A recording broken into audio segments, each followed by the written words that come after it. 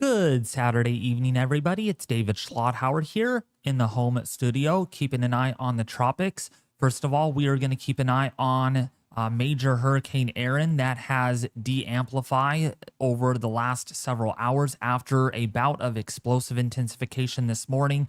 And then we're going to eventually have to talk about with what is going on out here off of Africa, as we're going to keep an eye on another tropical wave that has some chances of developing also once it gets into the Caribbean, perhaps in the same area that Erin is in right now.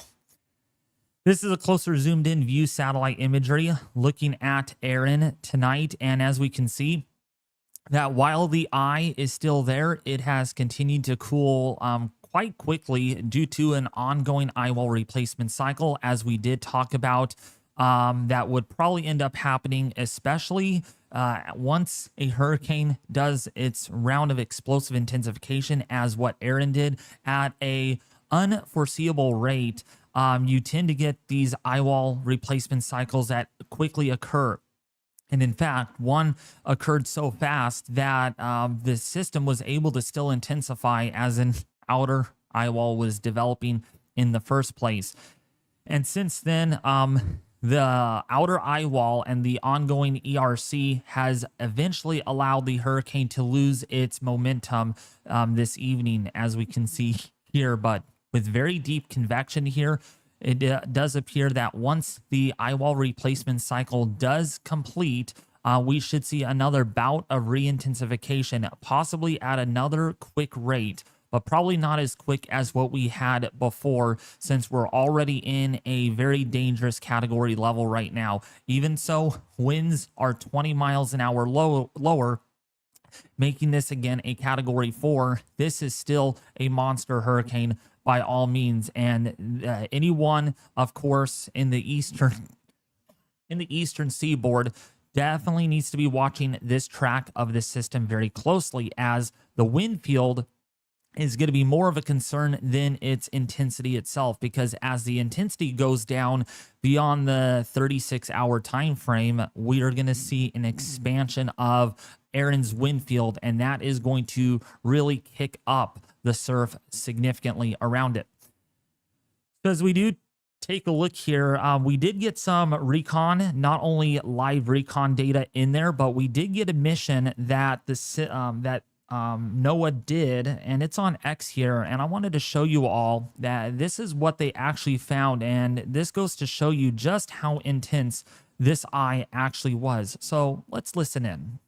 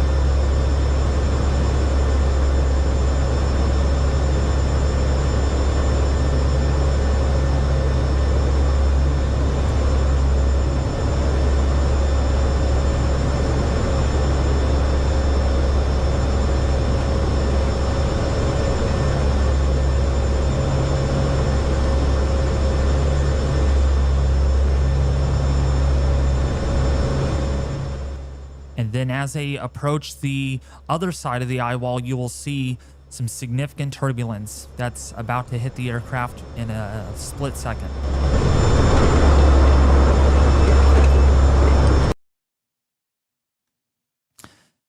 So that is courtesy of the hall. So thank you for sharing that as well. Big shout out does go to you for that.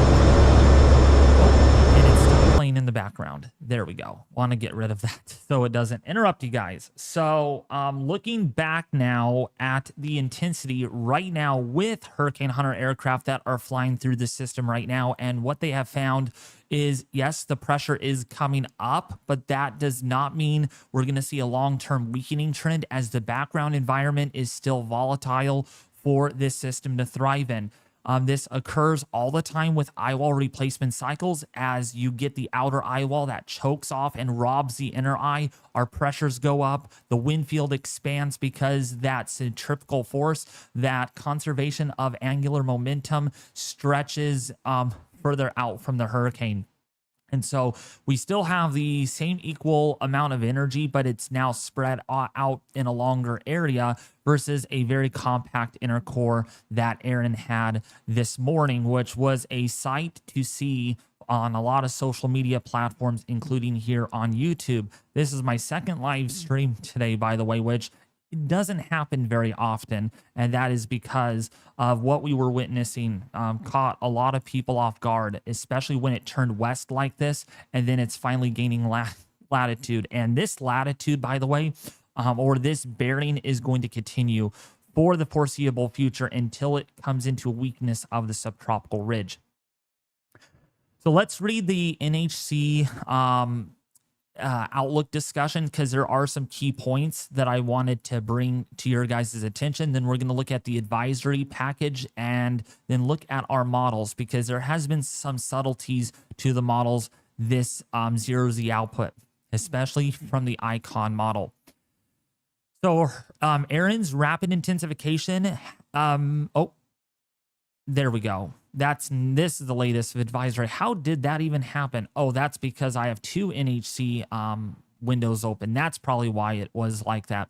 So after rapidly intensifying for the first part of the day, Erin now appears to be in the middle stages of an eyewall replacement cycle, as what we were discussing. That's why the eye has cooled off significantly, giving the impression that, oh, it's losing organization, it's really falling apart. No, this is a normal stage of a hurricane's life cycle. These eyewall replacement cycles usually occur with very intense hurricanes, usually primarily stronger than Category 3 or greater. Both the NOAA and Air Force Reserve Reconnaissance aircraft indicated concentric eyewalls on their missions this evening, and in response, the inner eye wall is starting to become more degraded with decreasing winds. So all of those winds that were concentrated in that inner eye wall now are spreading out into the outer eye wall. But because of the centrifugal force and the angular of momentum, or that's how it would work. So think about being a ballerina dancer on an ice skating rink. If you put your hands out, you spin closer. If you put your body in, you're going to spin faster. So that is why we are this usually reduces the wind speeds with that secondary eye wall. With that being said, there is not an especially well-defined secondary wind maximum quite yet, primarily only observed in the NOAA P3 tail Doppler radar data in the northeastern quadrant. The peak flight level winds reported by NOAA and the Air Force aircraft were both 130 knots at 700 millibars. The initial intensity is therefore reduced to 120 knots for this advisory, and this could be generous. Now, all about the movement here. The inner eye wall of Erin has been wobbling around, likely due to some trochonial motion as it interacts with the building secondary wind maximum. But the longer term motion is again back to where we want this to head. We don't want this headed any more further west.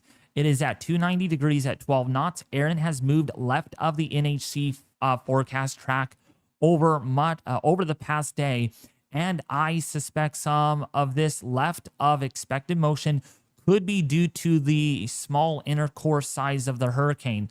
So when a inner core of a hurricane is very small and compact, it is actually, you might be surprised, it is going to feel the more sensitivity of the overall steering currents. So we had more of a east-northeasterly steering flow this morning. And so with a very small vortex like this, the hurricane is actually susceptible of feeling what it would be like if it was actually rather shallow. And so that is why we had that little deviant motion. But now, since the hurricane has lost momentum and it's a little larger, this whole motion turning back to the west-northwest is more permanent and permanent, if I can say it correctly here. And this should resume tonight and persist over the next 24 hours. After that time, a series of shortwave troughs, again, will move off the Atlantic Canada, helping to reinforce the long wave. We'll talk more about that here because there is still a little bit of disagreement amongst exactly how close this will get. There were some comments in my last video saying that I'm wishing for a landfall. No, that's completely false. I am not wishing for that. What I'm trying to get at here with you all is there is still subtleties. Anything further west brings the strongest winds closer to the landmass of North Carolina versus if it's further offshore. So the future intensity is probably the most challenging. So how strong will this get? Will it re-intensify significantly? This is very challenging, and I'm only as good as what the NHC is saying here, but most likely we will see some intensification or re-strengthening once the ERC completes itself in the next few hours. So the future intensity is probably the most challenging aspect of Erin's forecast. Erin's maximum sustained winds have been decreasing as a secondary eyewall gradually becomes better defined. So the secondary eyewall is trying to get established. A little more weakening could occur, so don't be surprised if you end up, or if we end up seeing a category 4 with 130 or 135 in the short term as these structural changes occur. However, none of the hurricane regional models appears to have a good handle on Erin's current structure. They all have a much broader core without an ERC, given the vertical wind shear is very low right now. In fact, some of the shear vectors over the system are less than 2 or 3 knots. So we virtually do not have any vertical wind shear. And the hurricane is well embedded in a very moist, highly unstable environment. All right, so those two things are working in Erin's favor, but because of the structural changes here, that's why we have had some weakening. This ERC is expected to complete without much issue at all. So they're expecting that this ERC will complete in the next few hours at least. It could take a little longer, but we generally think by the time this live stream is done, we'll probably be getting close to the ending of that. Though it will likely take a bit of time for the hurricane's maximum sustained winds to recover as its wind field broadens. Thus, the NHC intensity forecast shows some re-intensification in about 24-hour period after this ERC completes. Afterwards, it wouldn't be surprising to see another cycle begin in about 36 to 48 hours. On top of that, northwesterly shear is anticipated to increase some. So we are expecting some of that shear to at least tilt the vortex to some extent. But I don't want you all to really focus on the fact that, oh, weakening, that's good. It's not going to be as big of a problem to Bermuda or North Carolina. That's actually a bit of a false statement, and I will explain why here in a little bit. So the chances of tropical storm force winds over Bermuda have come up a little bit, 20 to 30%. And also along the North Carolina coast, we have a non-zero chance. Here's a look at the latest NHC forecast, and they have shifted this a little bit to the left from where it was before, but safely out to sea away from any land areas. It is worth noting the European model are on the far left side of the envelope of uncertainty here versus some of our other guidance is way over here, still very close to Bermuda. So with that being said, I really do not want you to focus on exactly how far or how close this is going to be, because there is going to be a lot of surf along the coast. Now, I did over exaggerate in my video saying there might be 70-foot waves, but sometimes over shallower waters, these waves could actually get bigger briefly in some favorable spots. So keep that in mind. Like Mavericks Beach or Mavericks in California, yeah, that specific area is prone to very large breaking waves versus surrounding areas. Okay, that's just an example. So now let's take a look here at the intensity on the halves B. Now, again, this is the 18Z forecast. We will wait for our 0Z to come in later on, but that's going to be a little while. So let's go to our parent because I wanted to show you all something. So as we go forward here, let's look at the low level wind field because that's going to be the more important aspect to all of this. So let's zoom out here so you all can see that just fine. So what we have here is a very large wind field, a rather average size wind field with the hurricane right now with Erin.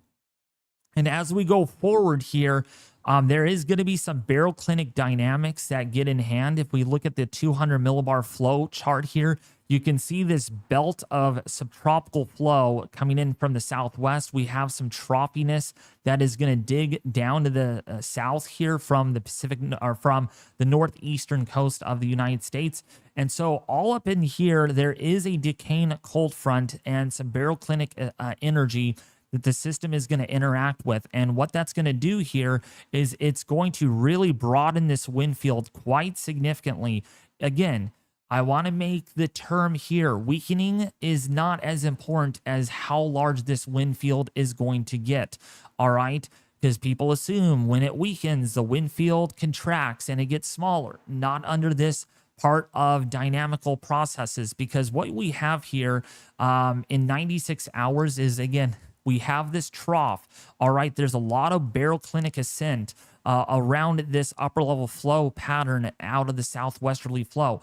And so we get a lot of this cooler air coming in out of the northeastern US. We get this subtropical maritime air mass that kind of carves out in here. And so this decent gradient here will actually lead to baroclinic or barotropic transition to the flow.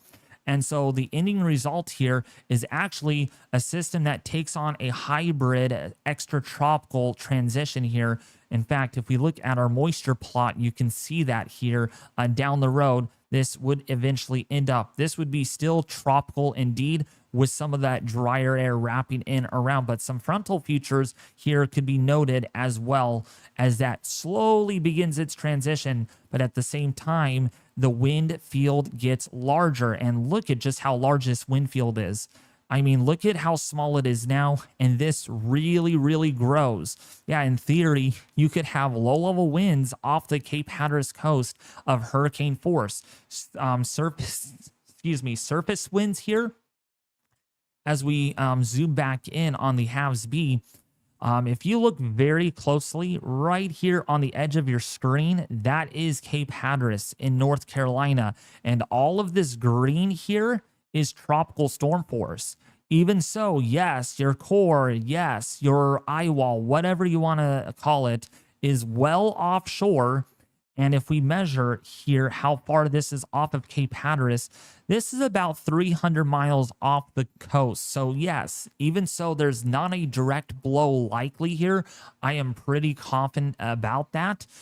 For those that are calling me fear-mongering, David is wishing for this and that. No, I'm not. I'm taking this wind field into consideration because yes, even so this weekend, the wind field also expands, and that is a very large wind field from the center, almost 300 nautical miles out. And even on the west or eastern side, this wind field goes out to almost 400 nautical miles. That is tropical storm force winds with hurricane force winds here out to probably about 90 nautical miles, perhaps even over here out to 100 nautical miles. So this is a very, very large system by all means. So yes, I will agree with you all. This is going to be a fish storm. There is no impact. There is no threat to a direct landfall in North Carolina. All right.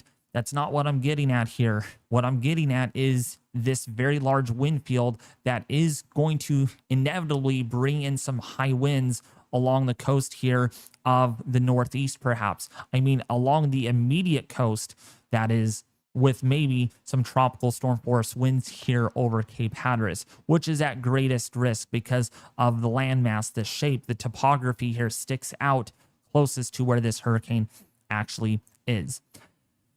Now, one other thing that I wanted to show you too is the vertical wind shear. Now, the vertical wind shear over the system is fairly light right now, anywhere between 5 to 10 knots, and that is going to continue over the next 24 hours at least. I don't see a reasoning to believe that Erin's going to continue weakening given its current structure. Once that ERC completes, I think we will see one last attempt here at some re-strengthening before then we get into our weakening trend. And how strong will this get? 24 hours from now, it's very hard to say. The intensity forecast here is very not much straightforward given internal dynamic changes that the hurricane is prone to do, especially if we get another ERC in about, say, 24 to 36 hours. But the background environment here through Sunday morning and through probably even Sunday night is pretty ideal. Now, after that point, the vertical wind shear is going to increase here. And the reason why it does, again, is because of this anticyclone at 200 millibars. You can see some of the returning flow here hitting it on the northeast or the northern side, similar to with Hurricane Henri when it was out here, where we got that flow hitting it from the northeastern side. So something similar here to Hurricane Henri, only this is a much stronger hurricane than Henri was back then. But you can kind of get the idea. Anticyclonic flow, northwesterly flow hitting it on the top left side. That's going to lead to some vertical wind shear, because the thing is with this system is it's moving this way. So it's moving directly into the face of this northwesterly flow hitting it. So that equates to some pretty good wind shear, perhaps on the order of about 20 to even 30 knots. And actually, if we take a sounding here of what that looks like, oops, let me kind of box that in. We can see here some pretty good vertical wind shear values. Let me see if I could zoom this in right here. So a takeaway to this, again, your steering flow in the low levels is this direction. So this is what we have. Steering flow like this helping to usher the storm northwestward, but then you get this composing flow out of the northeasterly direction at around 300 to 400 millibars. And so with our vortex that is very very tall, remember, intense hurricanes, their vortex could extend all the way up to about 200 to 150 millibars, which is about 40 to 45,000 feet usually. And so what you end up seeing here is a vortex that is quite tilted because of this vertical wind shear.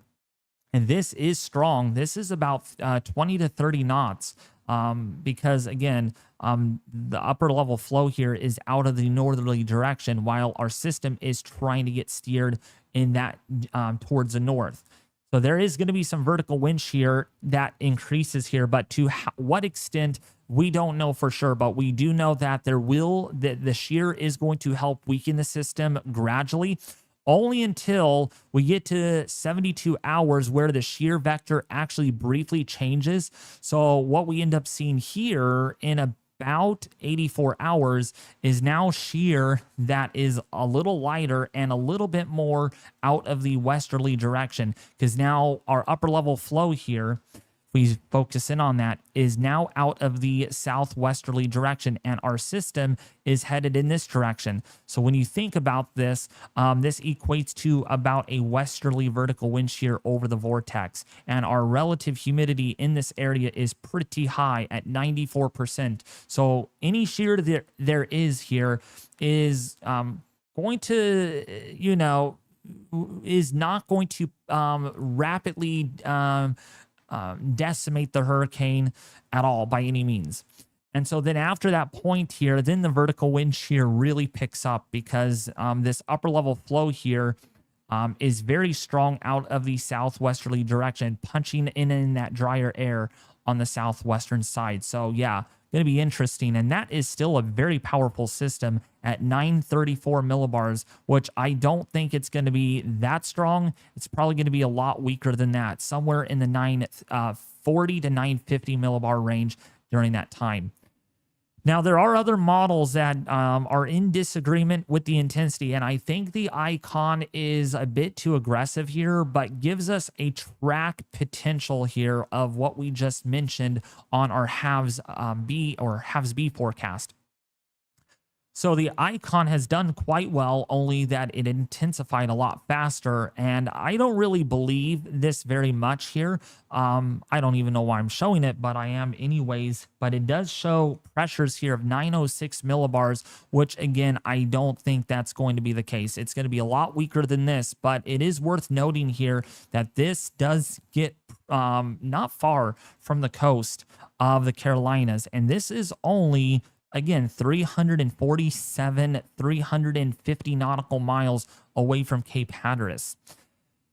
Now, the winds along the coast on this model are not well simulated, but probably on the range of about 20 to 35 miles an hour, with wind gusts that are greater than that, probably on the order of about 40 to 50 miles an hour. So yeah, tropical storm force wind gusts are certainly a possibility as that moves off. So a powerful system out here in the Atlantic, regardless if how close it gets. The only thing we know is that this will be a fish storm. There will not be a landfall, at least what I can see, maybe somewhere in Canada, depending on how much latitude this can gain before it gets far enough back to the east again. But right now, as it stands, this is going to be a fish storm, and it's not going to cause a whole lot of wind problems to mainland U.S. So now on the halves A forecast, really quickly now, again, depending on this eyewall replacement cycle, how quick can it recover will depend on how strong this gets. The halves A has been quite aggressive, but it also does not take into consideration our internal structure changes that the system is facing right now. But we are looking at, nonetheless, a very dangerous hurricane, and this could be seen on the H wharf, predicting a sub 900 millibar hurricane. Well, that's not the case right now. Perhaps even all the way into early Sunday morning, but also that's probably jumping the gun a little bit. All right, so that is that on that. I think with as far as intensity goes, but I wanted to now show you all the surf with this. Now, I do apologize if I did get a little aggressive in my video. I tend to hurry up. I tend to rush through things a little too fast. And sometimes what I say, I don't mean to say. So I do apologize so much about that. I wanted to get the video out as early as I could, right around the 3 o'clock hour. So I was like, I got to hurry up and get this out to you all there. So sorry about if I did stumble upon my words a little bit for you guys. I don't think we'll see 70-foot waves, but we are going to see some very large breaking waves here along the coast. So speaking of that, this is a look at the latest European model. This is the 12Z output of the wave model, and look how large these waves get, out to 90 hours. So if you are boating along the Florida coast, if you are along the North Carolina, the South Carolina coast, like Wilmington, North Carolina, if you're in Myrtle Beach, South Carolina, Savannah, Georgia, along the coast there, if you are even along the coast here of, say, Newport in Virginia, Norfolk, Virginia, you need to take that into consideration. Your surf is going to be really on the rise as this hurricane, again, makes this turn safely out to sea and does something like that, bringing the surf right towards the United States. And you can see that here. If we look at Cape Hatteras, I want to make sure I'm seeing this correctly. Yeah, there is some purple there. That is 40-foot breakers. Now, I don't know how accurate this actually is, but there is going to be some big waves, enough to cause extreme rip currents, rip tides, some pier damage. So if you have a boat, if you have a houseboat, maybe find a way to dock that in more securely with anchors, because the waves are going to be very big. Also, there could be some beach erosion as well along the coast. Even so, again, I want to emphasize no hurricane force winds and barely any tropical storm force winds. The surf here along the coast is going to be the #1 impact, I believe, instead of wind impacts such as and also heavy rainfall, which, by the way, there could be some heavy rainfall in the extreme parts of North Carolina and Virginia, but it's really going to be the high surf. That is going to be the big thing with this. Life-threatening surf, life-threatening impacts with those waves. So if you are planning to go to the beach on, say, Wednesday, actually, yeah, even on Tuesday, like Tuesday afternoon, Tuesday morning, all the way through the end of the work week, it's not going to be safe. It really isn't. I would just stay home. Do not go to the beach because lifeguards are maybe there might even be some beach closures because of how high the surf actually is going to be here. And look at this is New York. So I know this whole area up here, there is a very densely populated area, and a lot of people like to go to the beach. I know there is like a boardwalk over here somewhere in New Jersey. That there could be some damages to that because of how high the surf is. And these are maximum individual wave heights. Basically, summing it all up, this is taken into account with some sets. So some sets have not as big of waves, and some other sets have very large waves with them. And so this is basically the maximum potential that we could see with our surf based on the wind conditions that this hurricane is going to be putting out. And again, this would be a very large hurricane still out to 5 days. And so along the coast here, we're looking at surf anywhere between about some wave breakers anywhere between, say, 25 to 40 feet, perhaps. Some isolated prone areas probably getting up there to about 45 to almost 50 feet. Again, if I'm going over the top, I do apologize, but I'm confident in this because of what we're seeing, especially in Cape Hatteras. And then, of course, this goes out to sea, still producing some mighty big waves. And I wish I can show you all here, but let me see briefly if I can bring that little plot system up. Yeah, right here. You can see maximum individual wave heights, 104 feet out here in the Atlantic. So if you're a cargo ship cruiser, if you're cruising across the Atlantic, this is going to be pretty dangerous. I mean, I'm reading that right. 104.6 foot breakers out there of these waves out in the Atlantic because of how powerful that is. And actually, that's 108.8 feet. I don't believe that. That is pretty aggressive from the European model.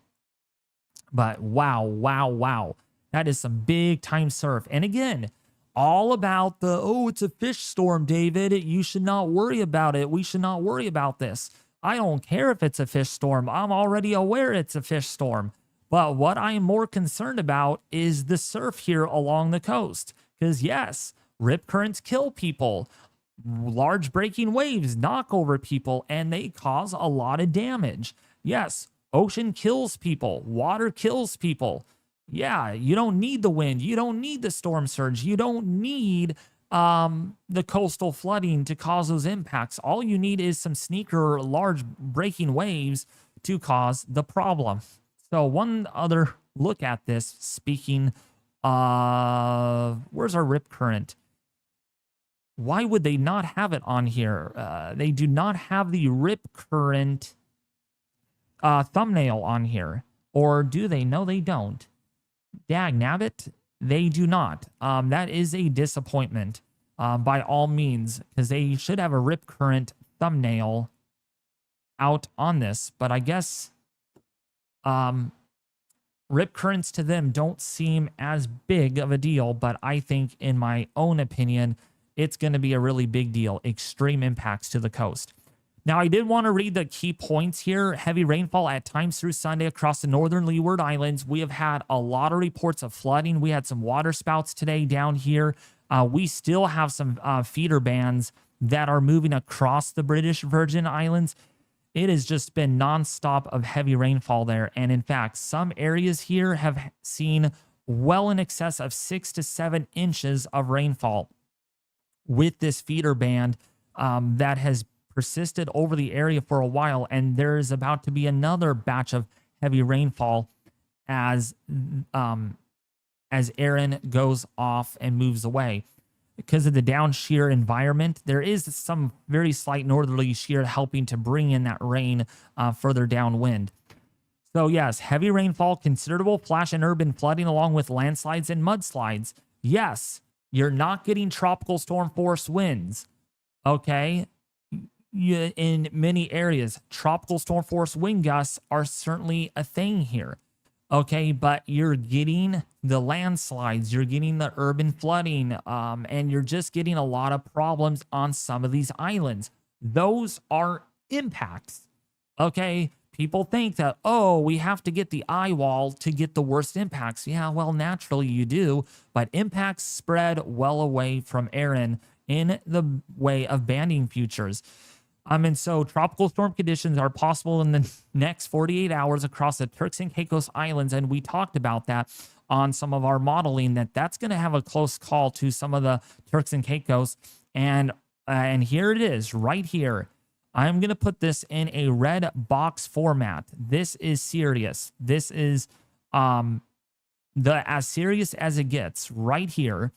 Erin is expected to produce life-threatening surf and rip currents along the beaches of the Bahamas, much of the east coast of the United States, and the Atlantic Canada next week.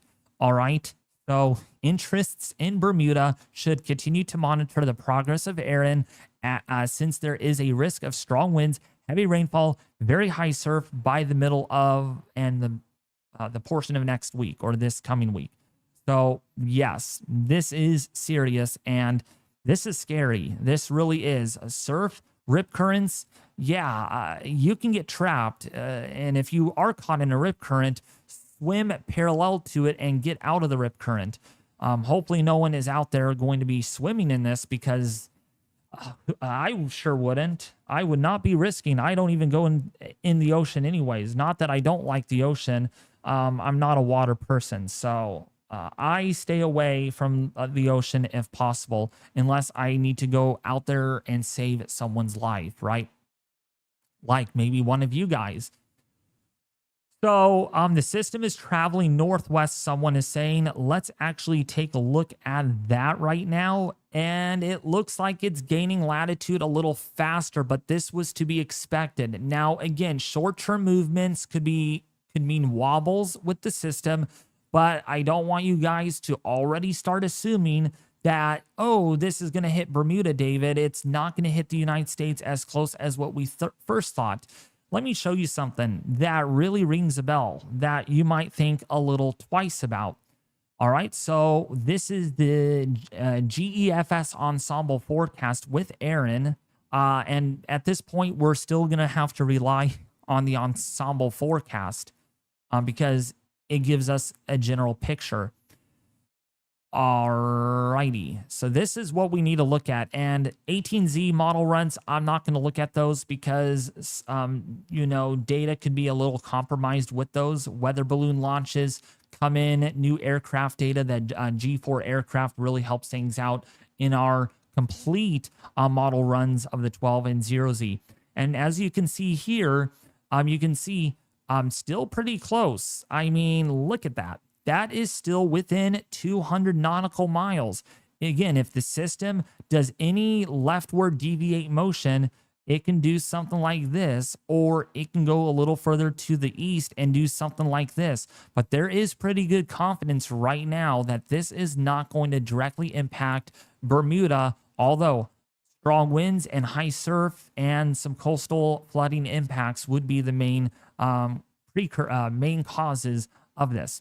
Now, if we look at last night's 0Z run, let's bring that up really quickly. Look at this. All right. Again, people thought, oh, this is going to turn out to sea and it's going to be safely away from the United States. Well, look at this. This is the 12Z model. Okay, 12Z, 0Z, 12Z, 0Z, 12Z, 0Z, 12Z.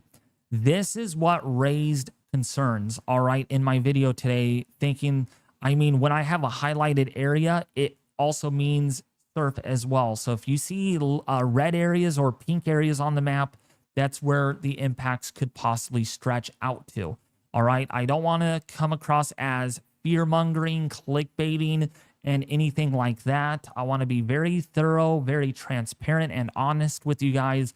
I'm not here to cause panic or fear or anything like that. I want to give you guys my trust as much as I can possible. And this has been a tricky system nonetheless. You heard it from many people on X, I'm sure, which is social media, which is former known as Twitter. They have said the same thing, that this, I mean, look at today. This thing took a hard west-southwest track for a while. Did we see that coming? No, we didn't. So that is why that we use ensembles and we make a range of possible worst case scenarios. Something that looks kind of like this or something that looks like that. That is why when you look at the NHC cone, even so, that yes, most of the cone of uncertainty is still offshore. Imagining this being like where Erin goes, right? Look how close that would be to Cape Hatteras versus a track that looks something like this. That is what this means. So I know a lot of you focus on the exact center of this. That's these black dots. That is the mean position based on most of the guidance. Okay, that does not mean that, oh, that's where the center is going to be tracking exactly. We have to rely on that. No, you cannot rely on the exact center here, knowing that, oh, it's going to be well offshore. Let's ignore this. Let's go to the beaches and go surfing. All right. If you are a good surfer, just be careful out there. But I wouldn't even be going surfing if I were you with waves as big as they are going to be. All right. So I really wanted to clear up the confusion because, again, I want to be transparent, respectful, honest, and life-saving for you all. All right. Because, I mean, if this shifts any further west, then look how close this would get. We have to be careful. We really got to keep an eye on this thing because right now it's going northwest, but what if it takes a jog to the west again? We don't know that. So, but I think right now where it's headed is it's pretty consistent.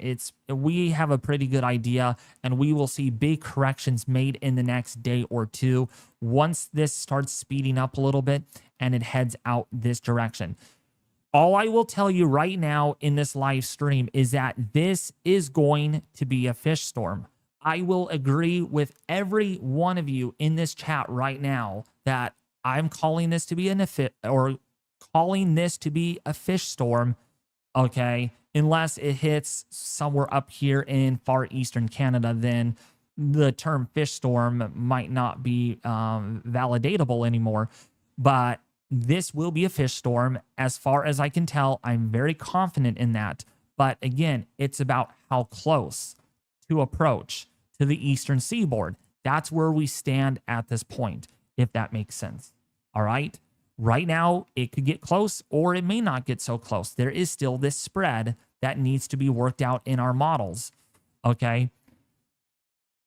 So, with that being said, I did want to talk about now our next disturbance coming off of Africa, since we got all of that information out of the way, because I am starting to get a little concerned about the environment with our disturbance here on our GFS model. Now, at least I have not seen the latest run. I might change my mind on that, but there is increasing confidence. And if we actually go back and look at the NHC right now, there's this yellow area, lemon lime, you name it, right? Another, well, there we go. Let me make this. And it did that to me. I don't know if you guys have been getting this bug, but it really messes things up here. So let me go back. There we go. That's what we want. So we talked about Erin down here, 140 mile an hour winds, pressure, and it did it again. It did it again. Stop. Why is it doing that?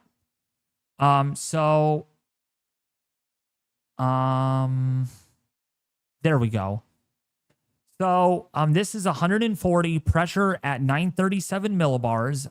It is moving to the west-northwest at 14 miles per hour. And then, of course, there's other disturbances out here. But this one right here gets my attention. And there has been some pretty aggressive model support from the GEFS Ensemble and its deterministic forecast, indicating a pretty big chance that this is our next area that develops into our next named storm eventually. Now, it's too early to tell if that's actually going to happen, but given the fact that the GFS has done quite well with Erin, at least developing something over here off of Africa, over the Cabo Verde Islands, remember all of that? We saw that 5 or 6 days out saying, oh, there's a little system that does something like this, and it tracks like that. I think we can give a big shout out to the global forecasting system. Did pretty well on that, which makes me believe now that the GFS may be onto something even more sinister out here in the MDR as we go into the next 7 days. And right now, as it stands in their latest outlook, they will have another one out tonight.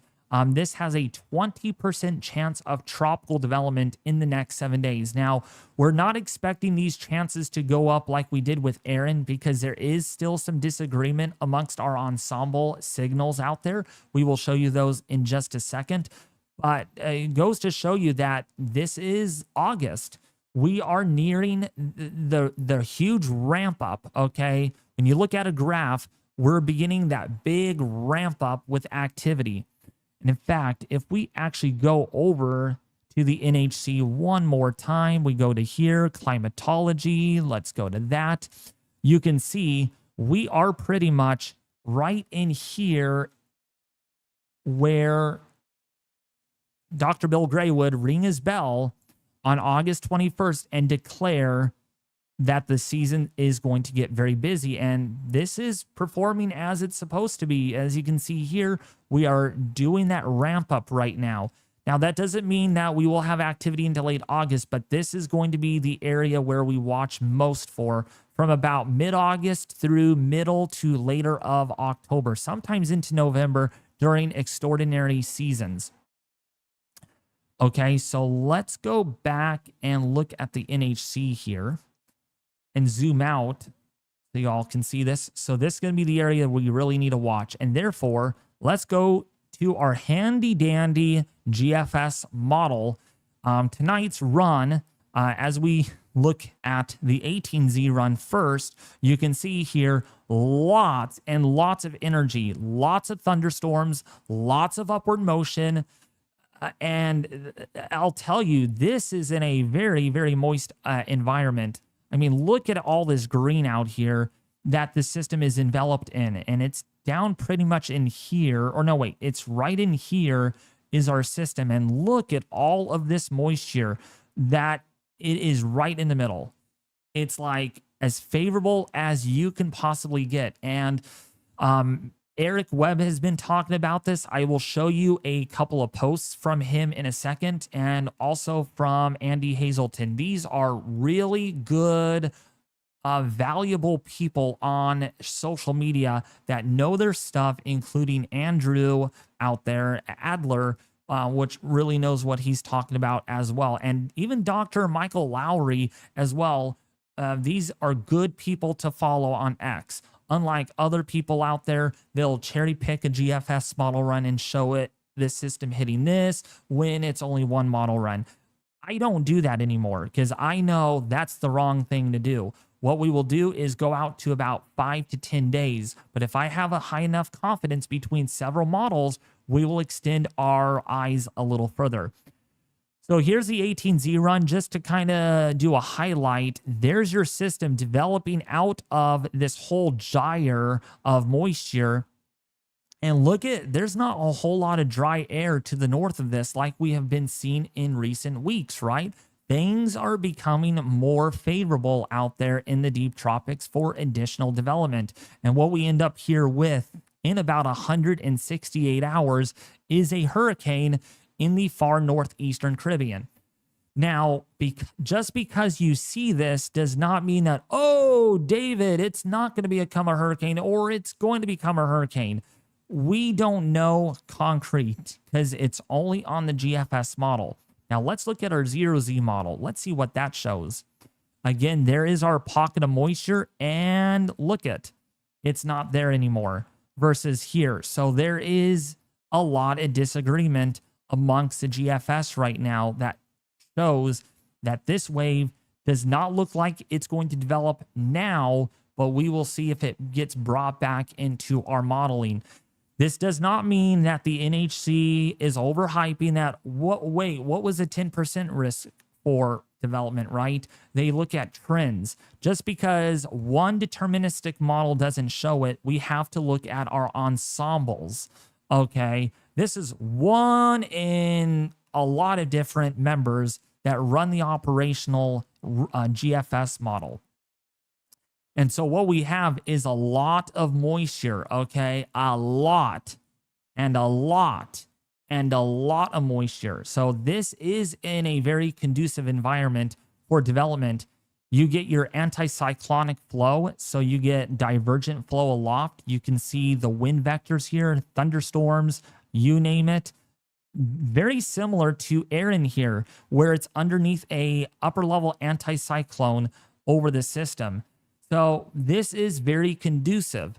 Now, you're probably asking, but David, why does the GFS not show development all of a sudden? Like, what is up with that? Is the GFS model missing something? Can you tell me why? Well, I can tell you the reason why right now is because the wave is here and the models do not handle these type of systems very well. When they're entangled like this within the monsoonal gyre, this is a very uncertain forecast. Is how is this going to all evolve? What part of the vorticity is going to be the one that bundles up and tries to kickstart TCG out there, right? The 18Z GFS showed this northern lobe being the more dominant one, but if we look at our 0Z GFS, it's not there. It's not there at all. So you're probably wondering, did the GFS miss something? It probably did. You know, is given the fact that the GFS is a very convective biased logical model, it might have done that. And so that is why we look for trends. We don't jump to conclusions and say, oh, there's a hurricane over there, because I will tell you what. And let me just jump off the deep end here really quickly. There have been a lot of people on social media, saying, oh, there's going to be a hurricane that hits Miami, Florida. And then the next run, it maybe Tampa Bay. And then the next run over here, this hits, say, Galveston, as well as, Galveston, Texas, as well as Houston, Texas. All right, look at the time up here. What does that say? That is August 29th. That is really far out in time in numerical weather prediction, and we don't have a solidified answer. What we look for and pay attention to is model trends. Look at how the trends have been, right? So we know for a fact that, oh, something's going to be there, right? In a general scope. Okay, what's up, Matthew, by the way? All right, so right in here, in this box is, well, if I draw it a little bit better. So in this box right in here is the area that we need to watch. Okay, maybe one GFS model has it over here, maybe over here, maybe over here, maybe over here. I just drew a face there, or even over here or whatnot. Signals beat actual deterministic forecasts. Okay, that's how you forecast. You forecast based on ensemble signals and not a singular run until you are very, very confident, absolutely confident between different models that, oh, okay, it's now showing up on other models. So that gives the GFS a little bit more reliability, right? So what goes on next? Well, on the latest frame here, it tries to bundle its energy. Why? Well, we just talked about it. Upper level anticyclonic flow. And this is in a very, very, very good environment where we have outflow like we talked about. Okay. We have a passing of the convective coupled Kelvin wave as well that helps out the process. Let's look at our vertical wind shear and moisture. Oh, we have a little bit of drier air entrainment, maybe some vertical wind shear. Let's look at that. Not that. Let's go to here. We do have a little bit of a tut cell that is to the north here, helping to increase this southwesterly shear over the system just a little bit. Now, of course, this is 180 hours out, and we are not there yet where TC genesis actually occurs. So let's actually go and look at another aspect of this. What was I thinking? Our height anomaly. No. Okay, so I got a brain fart there. So long story short, we're going to need to watch this. I am not calling this out, but significant tropical development is not out of the question, all right? And I will prove that to you right here. If we go to X, yes, my favorite place these days to share different things with people. If we go to Andy Hazelton, or actually Eric Webb, who follows Eric Webb? Because he has 80,000 people, which tells me he's very reliable, right? So he made this post about that tropical wave, and look at what he says. Beyond Erin, this tropical wave leaving the coast of Africa will be the next system to watch in the Atlantic. The environment looks quite favorable. He's not even just saying a little favorable, quite favorable, big keyword there, for development as this reaches the central Atlantic. Where do a lot of people live? Well, around the central Atlantic, like the Leeward Islands, the Lesser Antilles, the Bahamas this week, especially as a convective coupled Kelvin wave. The blue contours here, you can see them all right in here. All of that upward motion, look at all of this. It's all over here in the central Atlantic. And guess what our tropical wave is going to be interacting with?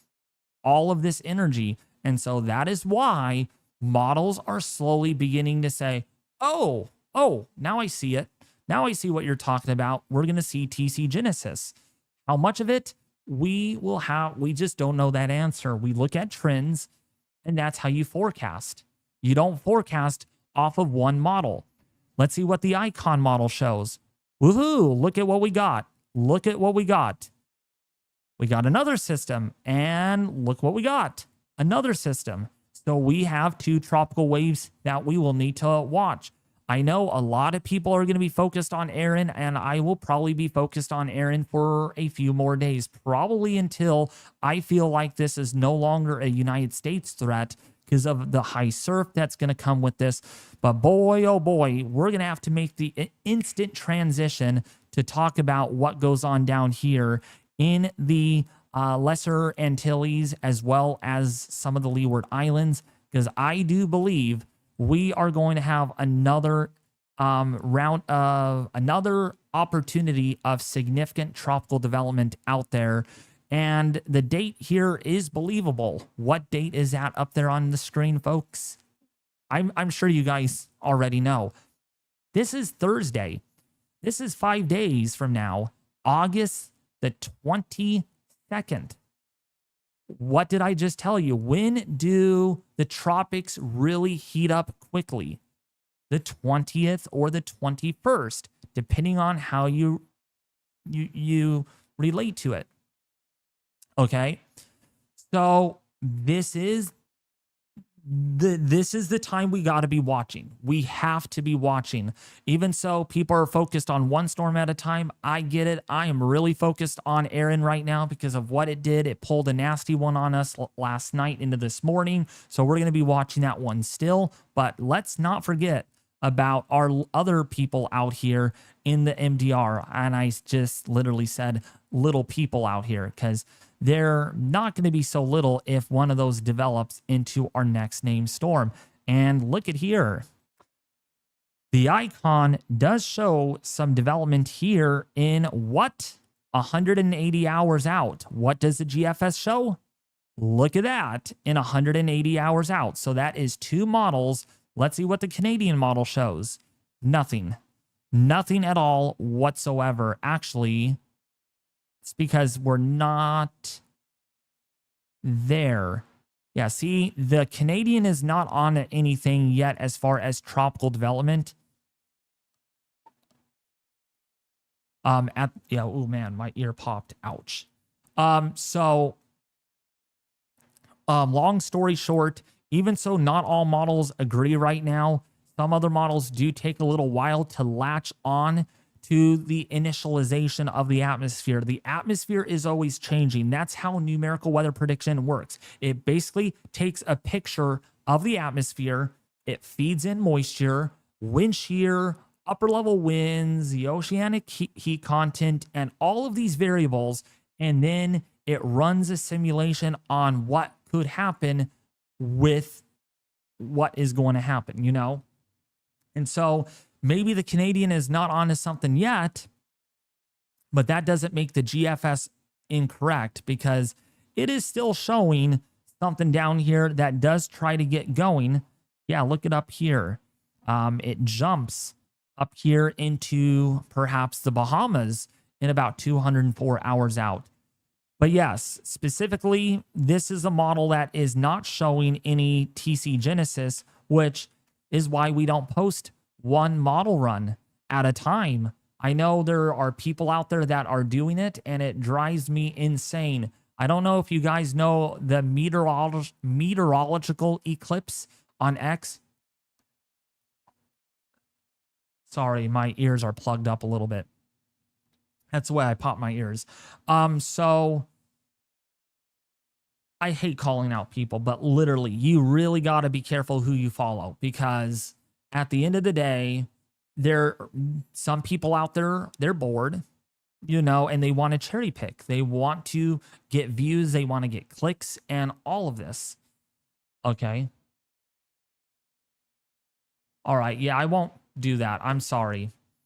But yeah, that's why I don't post things like that unless it's absolutely necessary.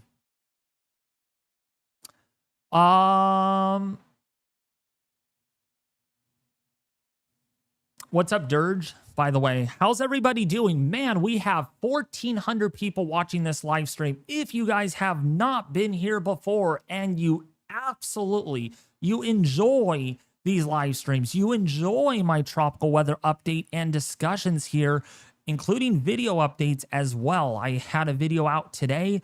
Please don't forget to subscribe to the YouTube channel. You guys are absolutely awesome. I mean, we have gained almost 500 or 600 subscribers today. Absolutely unbelievable growth here on the channel. So if you guys have not been here before and you absolutely love my analysis, my talks on the tropics, because I believe that's my specialty over here at this given time, people really like this. So let's get an update here on our evil demon Erin over here. And it looks like it is definitely undergoing a very significant Eyewall replacement cycle still. I mean, that really does not look like. Again, the eye is wobbling, and so we will see how quick this ERC is able to complete. But man, that is still a very intense hurricane. Let's see if we got another recon mission in there. By the way, Matthew, since you are watching this, what are your thoughts? Do you think the ERC is almost done? Thank you for the $2 donation once again, Matthew. You are absolutely wonderful. And actually, I think you're... Oh, yeah, you are moderator. Sweet. I wanted to make sure you are moderator here on the channel because you're quite awesome. So what are your thoughts, Matthew, on this? Thank you, Easy. Welcome to Category 2 Hurricane. Except this is not a Category 2 yet.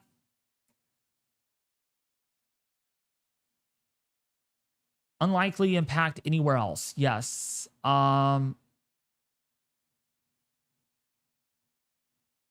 Plus is pretty good. I don't have any biases over people. I actually like Weatherman Plus in a degree because he will actually point out different things of the MJO, and he'll say, as we go into this day between, like, he'll have arrows pointing. I just love his discussions, and he will be like, between this, we're going into a little bit of favorable environment, and then there's all this sinking that's coming in.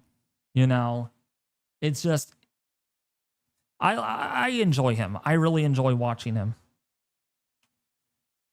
He's gone a little bit better. I'll be honest. He's gone a lot better since like over a year ago.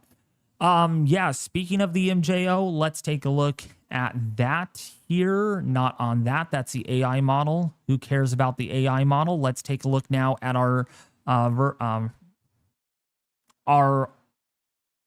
anomaly, our velocity potential anomaly. There we go. How to think of it before getting it out there. So I like how he will say that he'll point. He'll point to little areas here with all of this upward motion, you know. Boy, people lighting off fireworks. So speaking of that, there's going to be a lot of upward motion still in a favorable phase of the MJO. All right, over Africa, over India. So again, I don't think we are done after Erin. Other than that tropical wave that we're watching very closely, there could be more others behind it because of all of these upward motion anomaly areas that we have here. Now, there is some sinking motion in the atmosphere here in the central Atlantic. So that is something to take into consideration. But again, we are not done seeing activity out there, especially since we are in the peak of hurricane season. Now, I wanted to show you one more thing right here. Yeah, this is what I wanted to show you. This is also what I use. So you can see maybe another convective coupled Kelvin wave moving through for early September. So that is something to take into consideration. And then perhaps by the latter part of September here, we have another convective coupled Kelvin wave that is going to be rotating through from west to east here.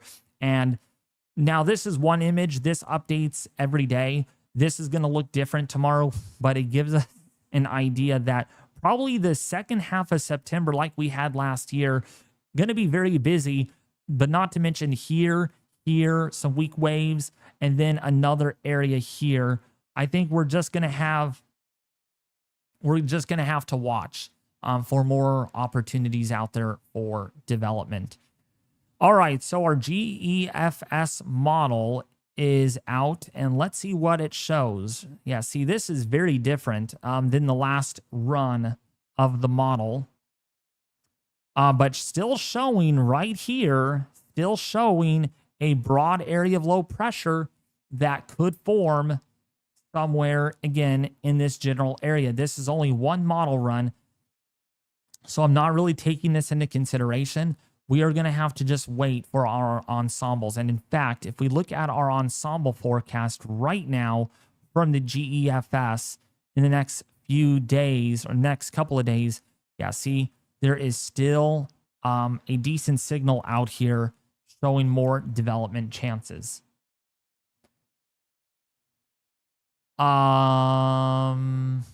Matthew, let's see what Matthew says. I think Eyewall will be complete soon with another attempt at a category 5 through tomorrow morning or afternoon. All right, Matthew, that makes perfect sense. So he is a meteorologist, by the way. So Matthew's great. He really is. So he's even saying there could be another attempt. It is not surprising by any means. And you know what? It looks like right now we are starting to see a classic comma head shape here to our eye. So this could actually mean right now that we are starting. I think the ERC is almost done. Yes, look at this. Oh my gosh, yes. Oh wow, this is going to be a much bigger eye. I am just seeing this for the first time. You guys would probably not even guess where the actual eye is in here. Now, of course, this is pretty far from the radar site, so this is not a good quality image, but it gives us an idea. This is the old Eyewall. This is falling apart quite nicely, and this is the secondary Eyewall that is in place. So this is actually completely encircling the inner Eyewall, and it is starting to wobble gradually. So you can see right here. Yeah, so see the whole eye itself is moving pretty much due this way right now. While this eye goes west and it goes west and it goes kind of like this and it goes around the new developing eye. So I strongly believe that the eyewall replacement cycle is going to finish here in the next hour or two. And once that actually happens, I think this could make a one last run at Category 5 intensity. It's getting closer. You can already start seeing some very intense convection wrapping all the way in around the system, which makes pretty much logical sense, given that our satellite right now, let's go over here. Let's go to this. There we go.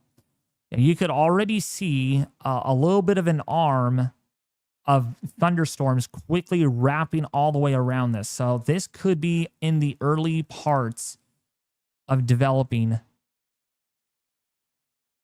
And they have not gotten the eye yet. So we are going to need to watch for recon. The last fix they got was 939 millibars. 939. So we will see if that pressure has dropped a little bit more. I highly doubt it, but I don't think it has dropped much more.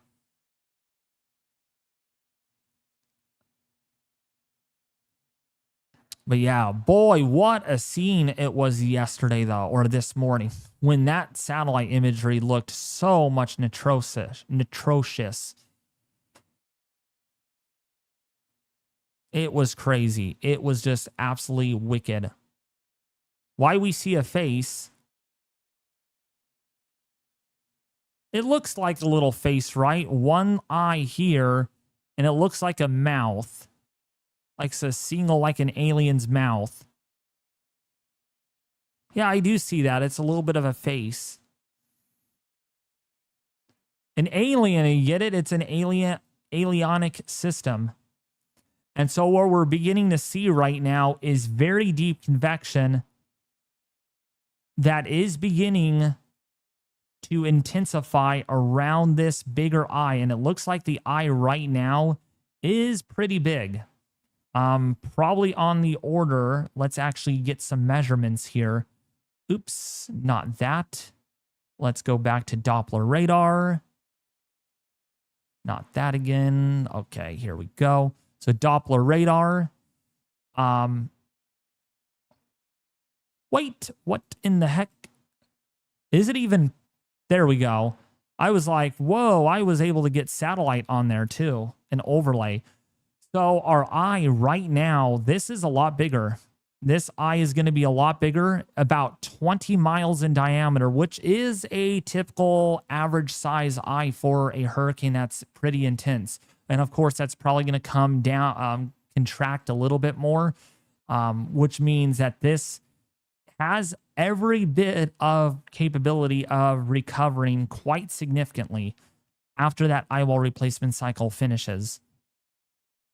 Yeah, you could even see in the last radar frames, you could already start seeing the outer eye really coming together quite nicely. And this, again, is that old ragged eye. And you're probably wondering, like, whoa, there's a lot of thunders or a lot of heavy rainfall with that. Again, it's hitting a higher end of the storm. So it's probably not going to give us a very accurate representation with what's actually going on.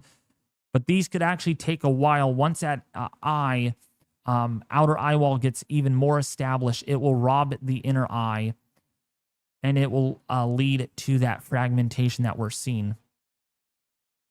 And that's, I believe, what we're seeing right now. But with this being over some very warm waters, and it looked like it just made a deviant a little bit to the west recently. So we're going to see lots of wobbling with the storm. But this is definitely a strong hurricane by all means. In fact, if we see... And this is still very strong, absolutely right here. And this is still 120 miles an hour, inbound and outbound like wind velocity. But that ERC is getting ready to complete here pretty soon. And once that happens, I do believe we are going to see some re-intensification. To how low, I don't know. I don't think it's going to get down to 905 millibars or 910 millibars or 915 again. I think the lowest this is going to get perhaps is probably down to about 920 or 925 millibars. Only a little deeper than what it is right now, but still, it wouldn't matter how deep this is because this is strong enough right now. It's going to turn on westerly now. Not necessarily. I am not going to say that. It turned to the west briefly because it's probably wobbling around. Has a little bit of a wobble with it.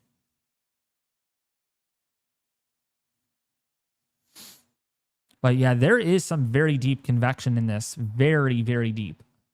Still, cloud tops -80 to -85 degrees Celsius, which is more than cold enough to support quick intensification once this eye actually completely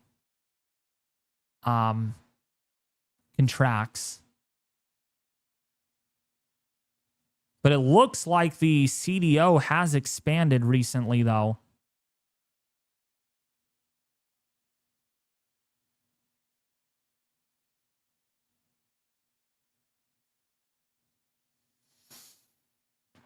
Oh, he said Wednesday, not westerly. Oh, oops, I misread that then. Sorry.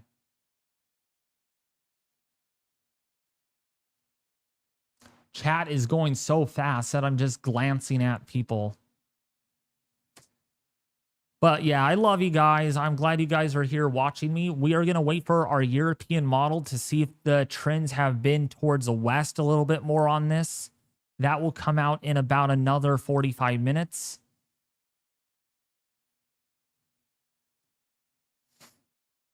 But yeah, this is still a very intense hurricane, even so it looks anemic on satellite. And they got the center. What was the center?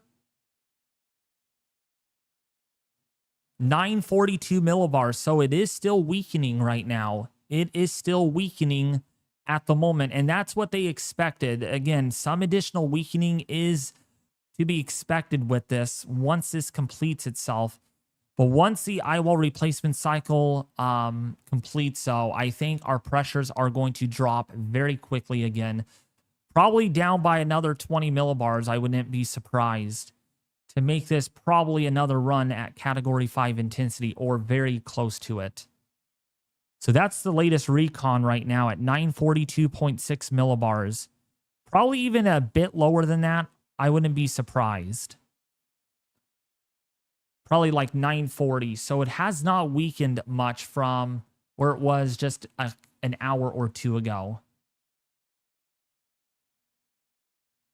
But yeah, this is the hurricane right now that we're watching closely. I said ERC, not IRC. ERC stands for Eyewall Replacement Cycle. It's an acronym. It's an acronym.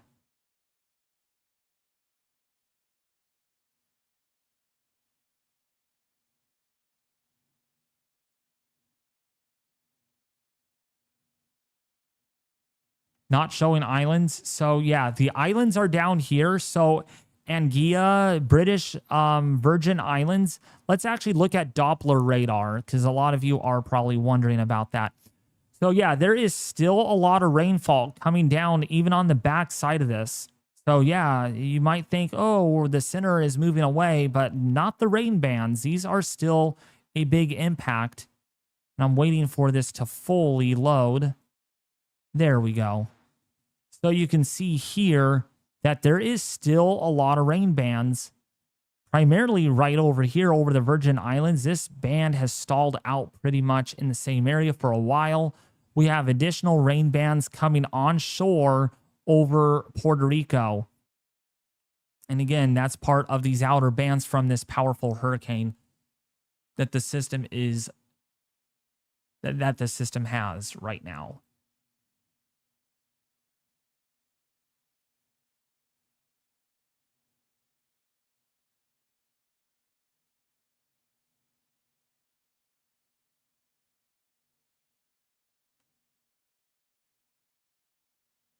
Is it a category 4 or 5? This is a category 4 hurricane according to the National Hurricane Center right now. So yeah, the island's getting a lot of heavy rainfall right now. We don't have other radar sites in St. Kitts and Nevis, so I'm not able to show you guys that. But what I'm able to show you all, it's getting a little warm in here. Hold on.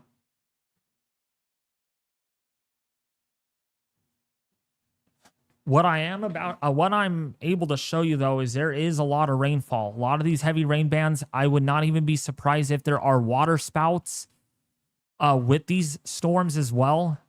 So yeah, if you're caught under one of these, there could be water spouts. How big is the eye right now?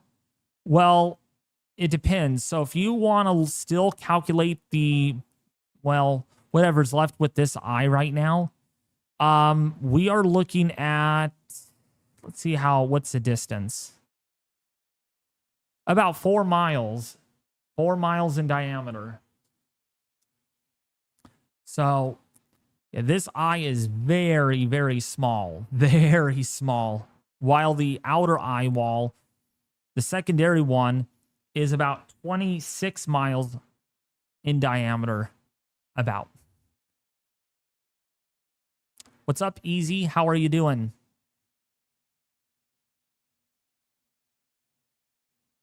I'm doing great. Walton, does pressure increase or decrease during an ERC or Eyewall replacement cycle? So the pressure increases, which means the storm weakens, and that's what we have been seeing for a while, for much of the day after its morning peak here at 915 millibars. So the system has been weakening, but that does not mean it's going to continue that way. I still think there is more than plenty of time. The system's only down here, and it's not going to approach unfavorable conditions until probably late tomorrow night or even perhaps early Monday morning. So there is still a possibility that this will make another run for a high-end category 4 hurricane with winds of at least 150, maybe 155 miles an hour in the next 24 hours. So don't be surprised if we have another whirlpool clearing eye once again after the ERC completes and we start to see another warming of the eye. But these ERCs are tough to predict. They can last a while. They can complete very quickly. This one is taking its own sweet time. So therefore, it is really hard to say if this will even complete itself.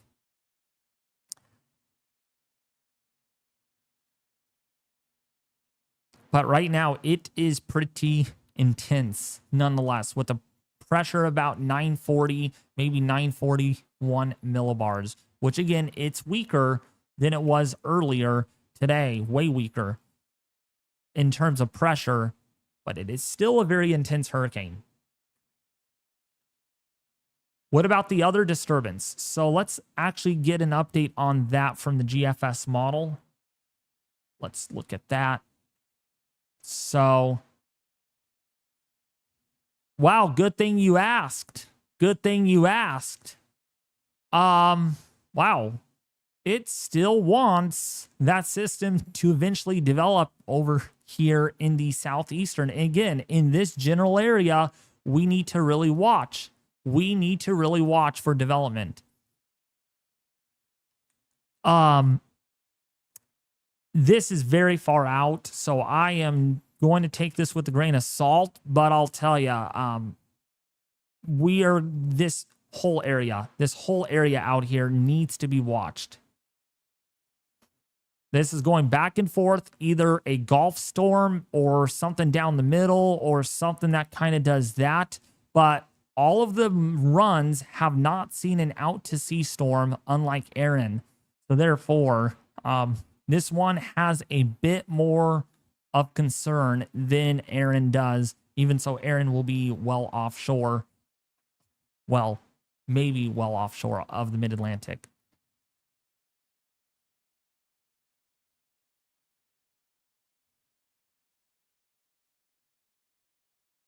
I have had a bad feeling about Erin because it's starting to want to hit the East Coast. Yeah, I don't think it's not going to hit the East Coast directly. All right, that's not going to happen. This is going to stay offshore. That's what I see. But again, how close does it get? We'll just have to wait and see and be patient. By the way, Easy, where is good old Nate over here? I have not heard from him. I'm not too sure. All right. Probably busy. So, we will watch this until we get our Euro model, but it does look like our eye is starting to warm up a little bit more, just a little bit more.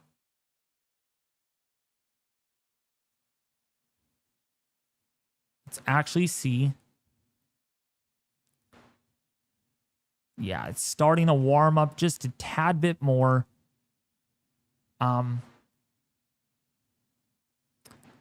Yeah, so we have negative 87 in the eye right now, so it's pretty cold. So that means there's no clear eye on the visible spectrum. So it's going to be somewhat visible in the infrared spectrum. But this eye, the southern eye right here, is very cold. Still in that range of negative 80, negative 82 degrees Celsius, or about negative 113, negative 114. And we just had a lightning strike in there. So that means the system is still fighting hard. At what point would it be too late to turn north? That is a hard question. Let me bring up this map. So if the system in theory continues, I mean, there's no way this is going to hit Florida. All right. There's just no way. If it did, I would be literally shocked. I really would be, because none of the model guidance suggests that. But this, if it turns north too late, it would have to literally go over the Bahama Islands and then do this. Then still it would hit the, perhaps get very close or reach the Carolinas. But I do not see that. I do not see that at all. In fact, again, not one bit of model guidance suggests that. So I'm not concerned. I am not concerned. And the reason why this system is going to turn north when it's supposed to is, let's go over to the North Atlantic. Let's just do this. Let's look at the height anomaly. No, actually, let's look at the height norm anomaly. So what we have here is this trough. This is all the shenanigans up here. Trough here. We got a little short wave here. And so you're going to have this weakness that develops. It's well modeled at this time. There's no chance of this going underneath and going into the Gulf or going towards Florida. No, not in this configuration. We're seeing that. This trough here is definitely going to be here. We're already seeing that. And then this little short wave over here. And so what ends up happening is the system is going to follow that pathway of escape. See what ends up happening? That trough stays there. And then there's another little piece of a trough that comes down here and helps to amplify and keep things lower heights over here, allowing our system to turn out, avoiding the United States. That's what seems to happen here, and that's very high confidence forecast at this time. I don't see anything that suggests this is going to become a Florida threat with Erin. And if it did, like I said, everyone in the weather community would be very shocked. Would be like, there's no way Erin could have done that, you know? But I am pretty confident. I have excellent confidence that this is not going to hit Florida at all. So Florida should not be worried about this. Although the surf, you're going to need to worry about the surf because the surf is going to be pretty high. Now, the next system behind that, that's a different story. That's a different story.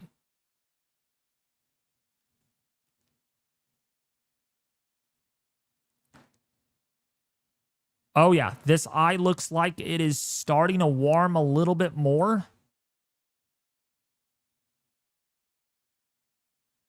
Now, this is really wobbling. This is really wobbling now. It's going southwest on the latest imagery. Man.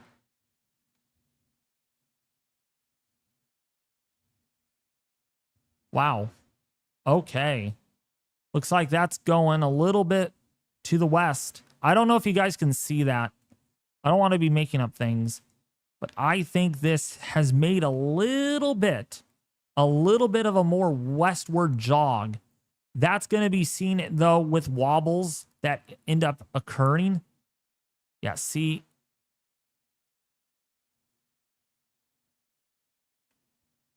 It's doing something over here. It really is. Let me see the radar.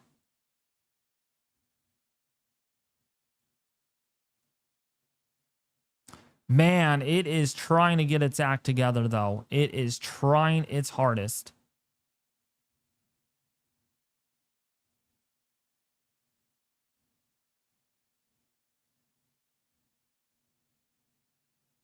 Yeah, this whole eye, this whole circulation has made a turn. It literally has made a turn. Unbelievable. Yeah, see, it goes this way and now it just stops. So that's going to be normal. That's probably a wobble in general. And so let's see what it's like with the latest NHC track. No way, dude. This is south. Ugh. Wow, they're going to really have to adjust their cone again. I mean, it's south of the center line.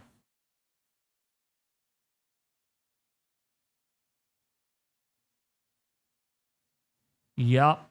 Man, this thing really... Yeah, this is probably a wobble right now, which indicates that Eyewall replacement cycle is quickly ending. Because that's what's going to happen is this little fragmented piece right here is going to probably orbit around and it's going to make it look like it's going further southwest and then it's going to kind of curve around and then it's going to do the same thing and it's going to curve around. So you're going to get an average motion here to the northwest, I believe. 20th cone adjustment. I would not be surprised when they do their update here in another hour that they actually move this over. And so that's the long-term motion, it looks like. Yeah, see?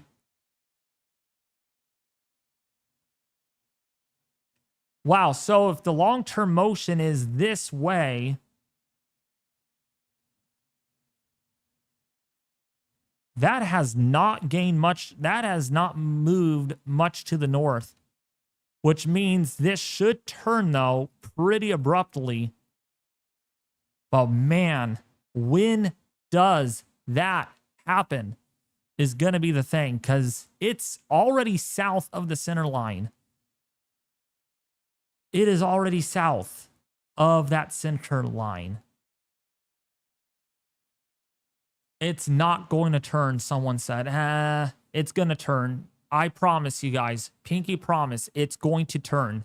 It's just a matter of when will it make that turn permanently. They did say wobbles to the west and northwest are going to be expected because of this ERC that needs to finish. Once a inner core and a well-defined eye solidifies, the wind field gets bigger. I think it's going to not be wobbling as so much. It's a bit unstable. But yeah, we need to watch the short-term motions here, because if this actually drifts out or does something like this, man, this is going to be pretty dang far south. And let's measure that. How many miles is it from the center line? Let's see. Yeah, 14 miles. It's not too significant. But if it ends up down here, though, that's 35 miles deviant motion. Probably something like that. And this is a hurricane that has a mind of its own. I will tell you right now, it doesn't know where to go. It doesn't know what to think.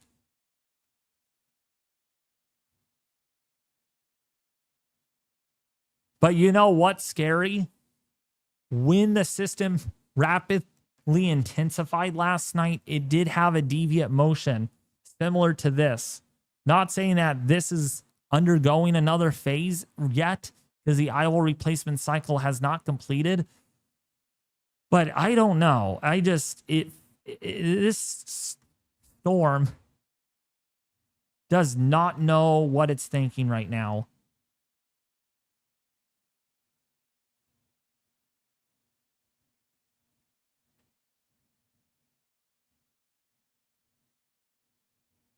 Man, that hurricane is trying, that inner core is trying to come together a little bit more, though. So we're going to need to watch latest motions, and good grief, I am so glad we have radar sight nearby so we could actually track this a little bit better than just satellite imagery. I hope it's not much longer before it turns. Yeah, same here. I think, to me, it looks like it's going to do this, and then it's going to go out like that. Probably. That's what I think it's going to do.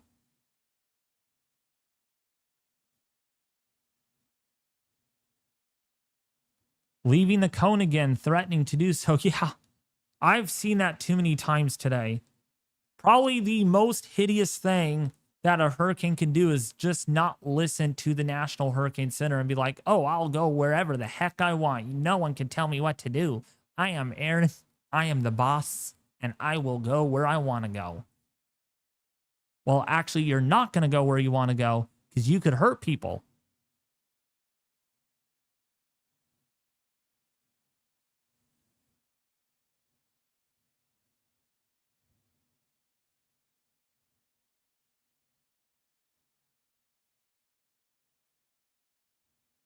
But this needs to be watched, man. This is going to have to be watched.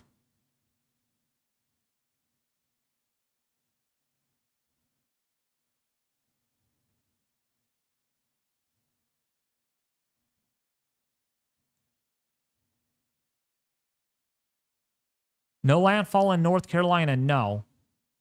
Eyewall replacement, yes.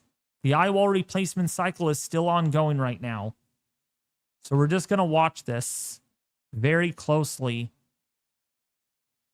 until our European model comes in, and we will see what that model shows if it has corrected further west than the previous runs. I'm going to buy water and snacks.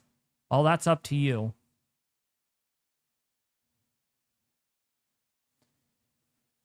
I can't tell you to say no, but the chances of this making a direct landfall is very, very low in North Carolina. Okay, David, what's up?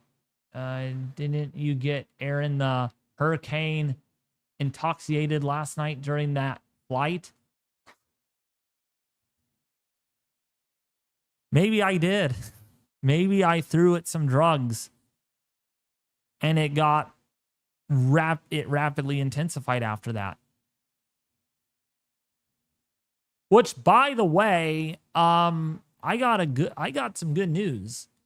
So apparently, Microsoft Flight Simulator 2024, their weather engine logic is broken in some degree. However, Microsoft Flight Simulator 2020, it's a lot better. It actually is. And I was able to do a flight last night after I went live for you guys, and I flew through it. And this is what I did. So I did a couple of passes in the center as it was moving. I was able to do it a lot better. And I'm planning to do another flight into this probably on Tuesday, because I work on Sunday night and Monday. Actually, I could do one Monday night.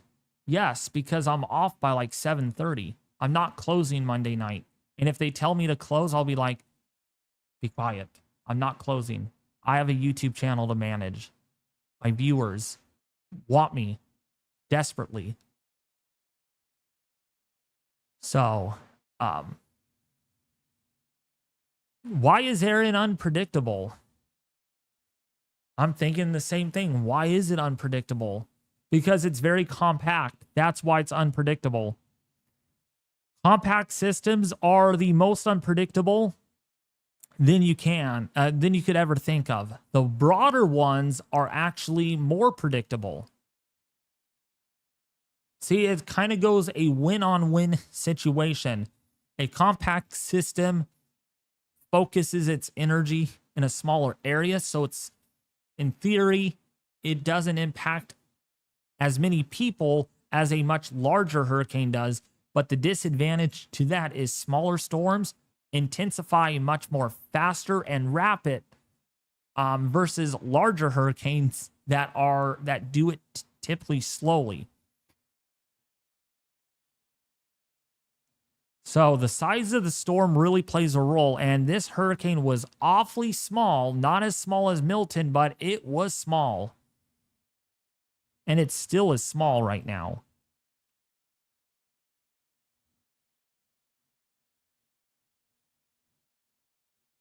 Man, that inner core, dude, that is so dang small now.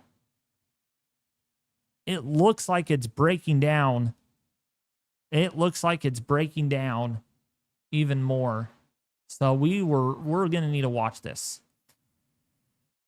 That CDO, it looks like it's expanding, but it's kind of de-expanding as well. Erin, the one that doesn't know what to do, very confused little girl. Thank you for all the forecasting you do, David. You do a great job at it. Thank you so much. What are your thoughts, Arminic?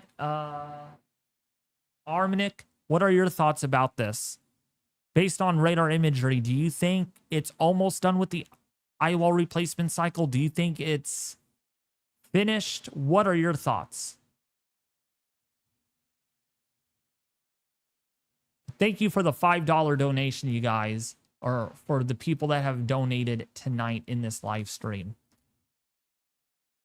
I'll tell you, it has not been easy. The last week of this, tracking this storm, it has not been easy at all.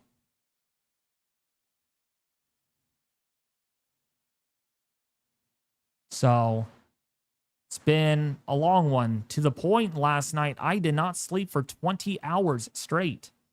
Thank you, Easy Peasy. The Easy Peasy Hurricane. That's his nickname.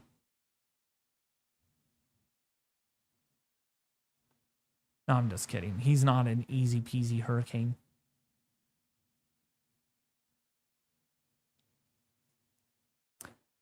But yeah, this is definitely south of the center cone. Nice work, David. Thank you.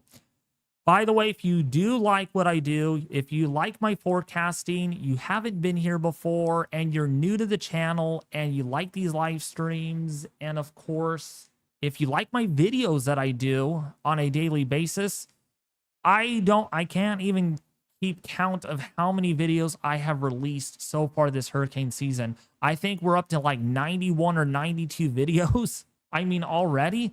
I mean, this is incredible. I have done so much production to the point where I'm like, I need sleep after this. So after I'm done with this by 10:45 tonight, once that Euro comes in, I'm going to head off, take a shower, and get to bed. And I'm actually probably not going to go to church. Maybe I'll go to church. I'll see. I really need to catch up on my Zizo, because this hurricane has kept me up all night long. How can we donate? So there's a couple of ways you can donate. I think the only way we do it right now is on YouTube. We're going to have to set up a fund to where you guys can donate on Streamlabs.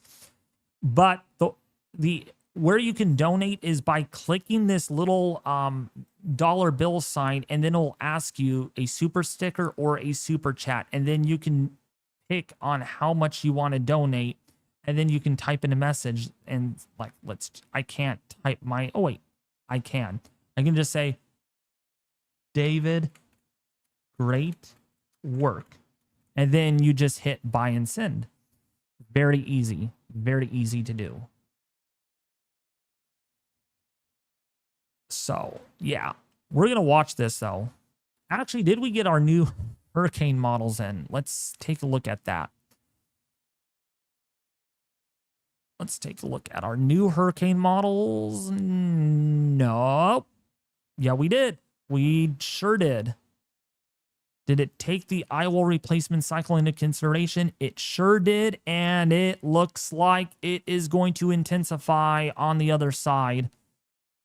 Based on that. Yeah, looks like here's an Eyewall replacement cycle that is in progress on this model. And then it looks like it will complete that, and wow, it could make another run for a category 5 on here. 147 knots. Maybe even 150 knots after that, with pressures down below 920 millibars, which is what I think is going to happen. The Halves B model, let's take a look too. Oh, man. Wow. Wow, okay. That is intense. That's another category 5. Look how dense or how intense this gets. Down to 914 millibars in 18 to 24 hours. So this really needs to be watched. This is going to recover. And then maybe another Eyewall replacement cycle after that. So this is definitely a little stronger initially in the first 24 hours. Let's look at our H-Wharf model. See what that's showing. Yup, they're all showing further strengthening. So this is going to strengthen even further from where it's at now. Let's look at our HMON model. See if that came in. Yes, it did. All of the models tonight, despite the weaker initial, this is going to recover. This is going to recover and drop pressures down to 912. So we have, excuse me, So we have a pretty good confidence here from all of our hurricane models that significant re-intensification is very much possible after the Eyewall replacement cycle completes.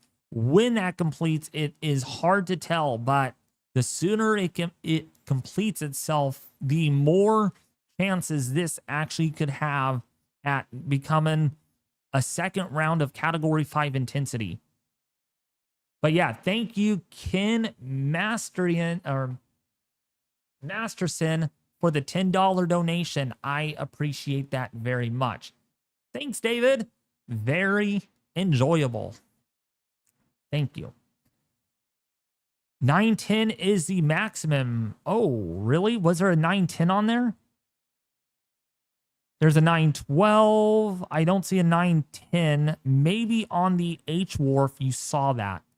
Let's see. No, not on that. That's the H wharf. Probably on the B model, right? No, not on the B and the A. I don't see a 910. No, it doesn't get that deep. Again, thank you, Kathleen, for, I thought your name was Karen. Yeah, my eyesight is not the best this far away. Thank you, Kathleen, for the $10 donation. Again, I appreciate that so much. I like how YouTube highlights it too, you know? It makes the chat look prettier. And I notice in the chat, you guys get XP, and I'll tell you right now. Oh, wait, there were two different donators. Sorry. Okay, there's two different donators. Ken Masterson donated the 10, and then Kathleen. Looks similar. The names look similar. Yeah, so yeah, you guys get XP, and I'll tell you the winner right now so far is Ken Masterson at 650 XP right now. Big round of applause goes to him. Easy is at 375 XP. And let's see over here, a couple of other people have lower XP. So that's really helpful. I like that. YouTube is great at showing that. That way I know who's active, who loves me more, huh? You guys love me, subscribe. Also, you can follow me on X as well. The 910 was on the B model. Maybe I didn't see it. My eyesight is not the best. I don't see where you see it. I don't see a 910 millibar. At least on Tropical Tidbits, I don't. I do not see a 910. Either way, though, it's a strong hurricane. It is a strong hurricane by all means. Thank you, David. Love from Windminster, Maryland. Thank you so much. All right. Is it going to hit Dominican Republic? No, it's not going to hit the Dominican Republic at all. This is going well to the northeast of the Dominican Republic. The only way this is going to hypothetically hit the Dominican Republic is if it continues on this track briefly, again, based on its current move, but it's not going to do that. I can rest assure you it's not going to hit the Dominican Republic. And again, if it does, we're going to be over here very surprised, like, how did that just happen? Like, how did this hurricane just hit the Dominican Republic without any predictions? You know, but it's not going to happen. David is indeed one of the best forecasters out there. So make sure you all subscribe to the channel and stay up to date and stay safe out there. Thank you so much. I don't think you got to my question, Aronzmic. What are your thoughts about this Eyewall replacement cycle? Do you think it's almost finished, in the middle of it? Actually, maybe Easy could answer this one, because he's a hurricane. Easy peasy hurricane. No, I'm just kidding. What are your thoughts, Easy? I think the reason why we're seeing so much wobble here is I think there has been some sort of uplift in shear. So I'm not too sure if this eyewall replacement is going to actually survive here, but I do think it will eventually get its act together and go for another run. Okay. It's probably what it is. Yeah, this northern side is rather diluted.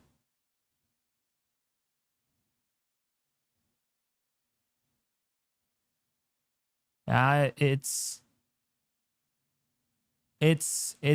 failing. And recon's done. Yep, pressure went up a few millibars. It went up a few millibars, so it is weakening, which is good on its latest pass, but it will really depend now because they're now going to do 12 hourly fixes, which I don't know why they would. I think they should send more aircraft out there, but it is them. Okay, we are almost to 10:30, and that means our European model is going to start rendering here. Thank you for the time and mods. You're very welcome. And thank you guys for taking your time out of your day to watch me as well. I mean, doing 2 live streams and a video. I mean, the stream this morning was an emergency factor because this thing was at an explosive rate of intensification. It caught everybody off guard, and then made a video to update the current intensity of the hurricane, and then did a live stream tonight to look at our models and just kind of do a nighttime tracking of the hurricane. I think I have been live streaming almost every day over the last week, which is pretty uncommon for me to do. Usually I maybe do one stream a week, but there's been just so much going on with this storm that I'm like, yep, I think we need to stream. We need to stream again. NHC is out. Oh, intermediate advisory.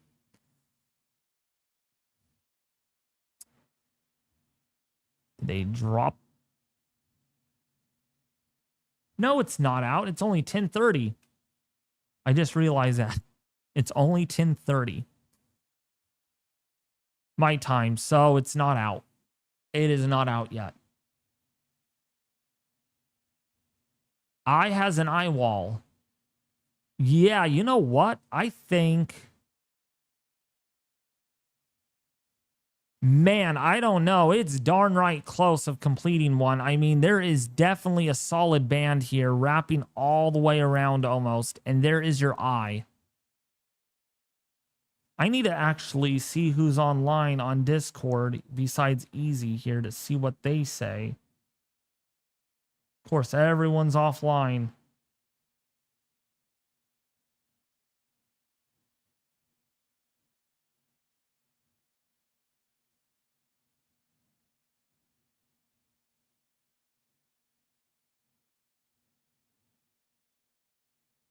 All right, because that inner core is still very strong with high echoes.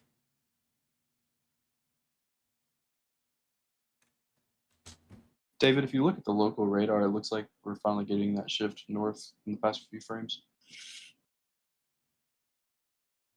Oh, yep, there it is. Yep, it's wobbling. It's wobbling.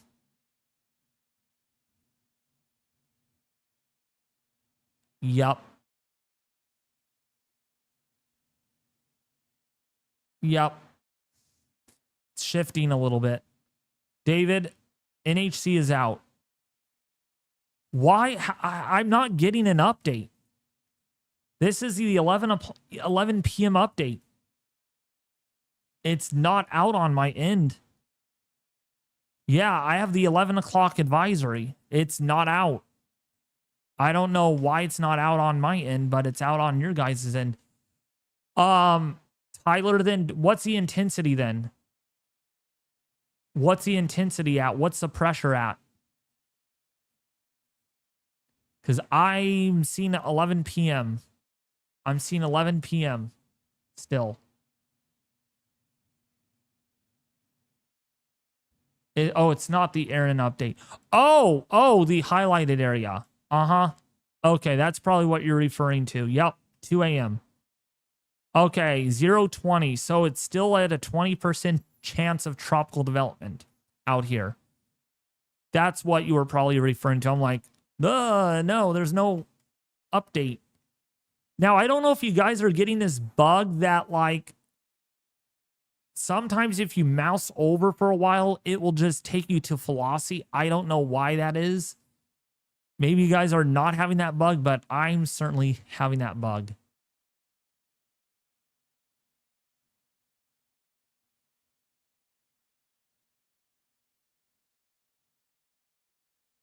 This still looks like it's moving west on the infrared. I think that's what is happening right now.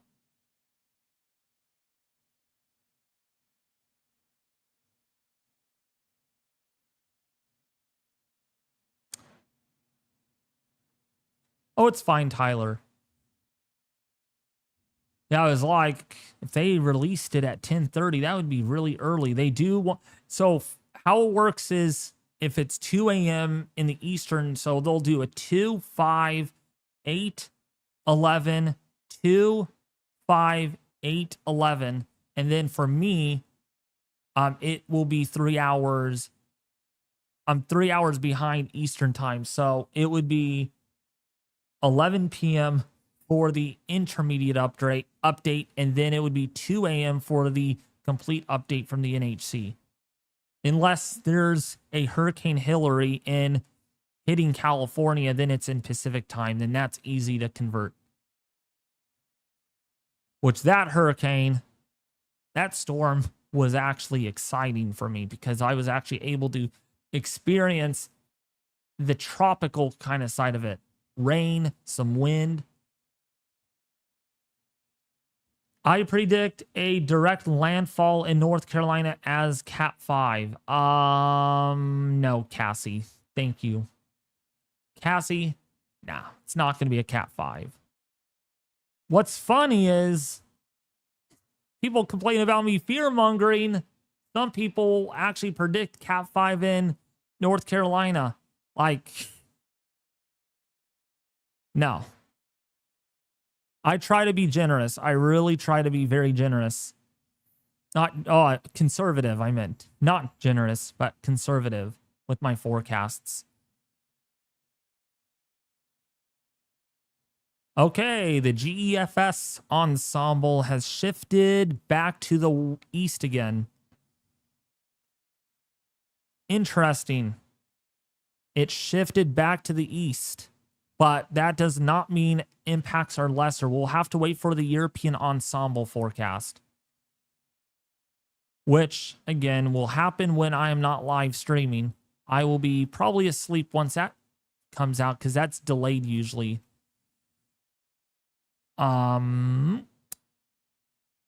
Let's take a look. Man, I have got too many tabs open. Way too many tabs open.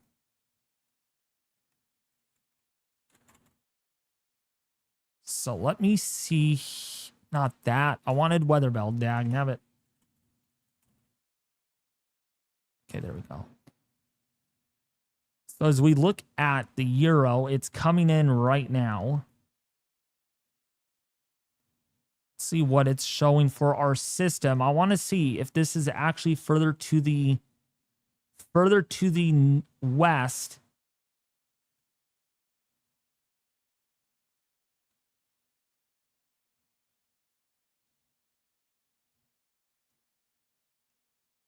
See. Nope, slightly further east again. Just a little bit. Not by much. Not by much. But those impacts will still be something.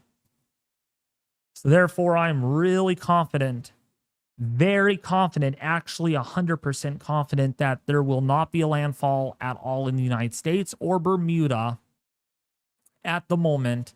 But indirect impacts such as very high surf, really strong winds will be a thing that we have to really take note of because, yeah, surf is very dangerous. Very dangerous. By the way, the European model wants this pretty deep for a while, so this is not going to weaken very much. And keep in mind, we're at about 940 millibars right now with our pressure, so even the Euro shows this deepening a little bit more. And look at our wind gust swath. 170 mile an hour wind gusts. Downgraded to Cat 3. What? It got downgraded? Sure did. Wow. A Cat 5 does not look likely now. Maybe, we'll see, but looks very, very less likely. But yeah, Erin's outer rain bands producing gusty winds and heavy rainfall across the Virgin Islands and Puerto Rico.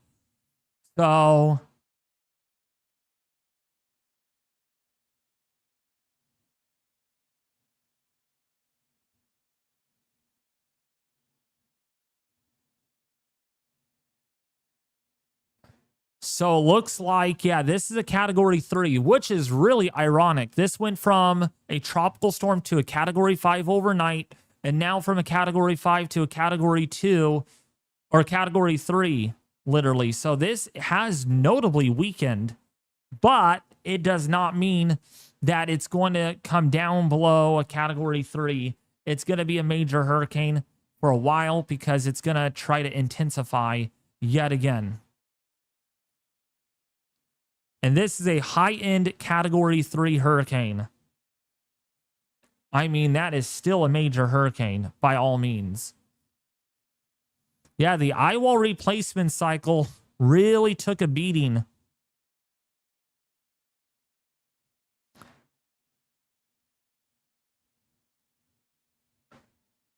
It does appear, though, that this eye up here is trying to get more intense on the reflectivity. Some of the echoes showing up there. So we definitely have... You know what? Let me ask ChatGPT here. I want to see if ChatGPT knows. A good time to test its knowledge, huh?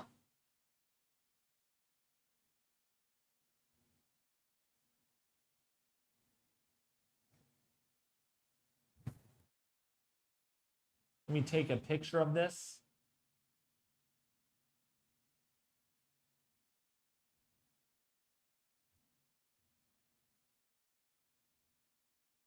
All right.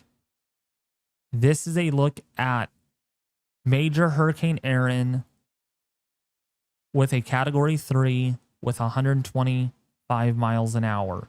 What are your thoughts? It looks like it's going through an Eyewall replacement cycle, but look at the radar imagery and see what you think.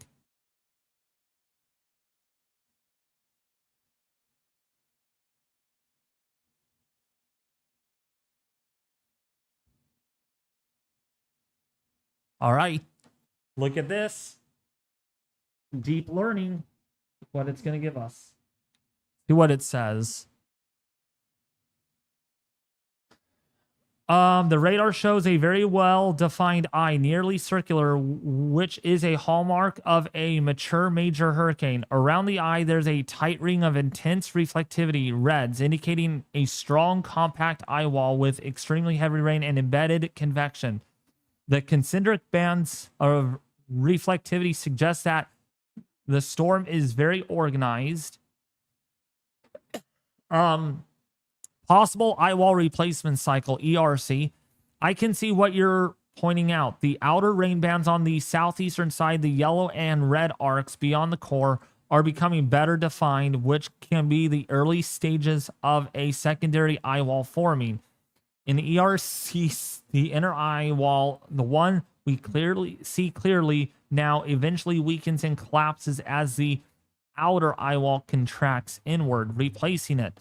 This typically leads to a temporary weakening followed by re-strengthening once the new eyewall consolidates.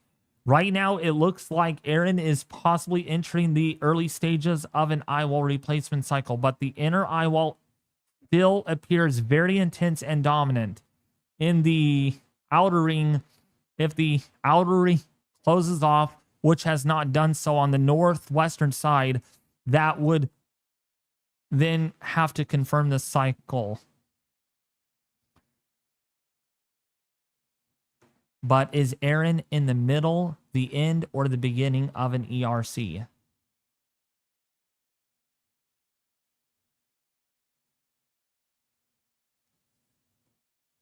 So we'll just have to watch this. It looks like there's definitely some banding futures that are trying to intensify with it a little bit more. What it's saying now. What radar shows? The inner eyewall still very solid, tightly wrapped with strong reflectivity, deep reds. That means it hasn't collapsed yet. Okay, other features. I see banding outside the core, but it doesn't look like a fully closed secondary eyewall. It's more like arcs trying to wrap around. Based on the radar frame, Erin is most likely in the beginning stages of an ERC. All right, that confirms it. So ChatGPT says that we are still in the early stages of an eyewall replacement cycle. I don't know how accurate it is, but we'll have to see. That's our expert over here is ChatGPT. There definitely looks to be increasing green and echoes right over here, though, which would otherwise indicate something. It does not look like it is closed at all, though.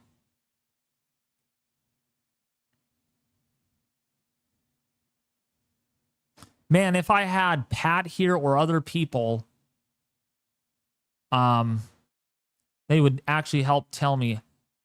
I mean, I'll be honest with you guys. I know everything about hurricanes, but with things like ERCs, I am not very good at that. ChatGPT is not that accurate. All right, yeah. I was just seeing how smart it would be. It's going west and not north, David. Yeah, it is. It is still moving to the west. Yeah.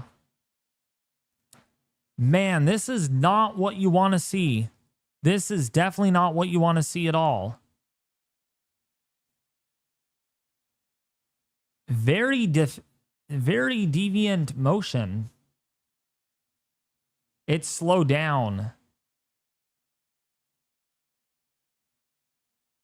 Yeah, it sure did. It sure did slow down. Well, it's moving at 14 miles an hour, so that is getting down there. The slowdown continues.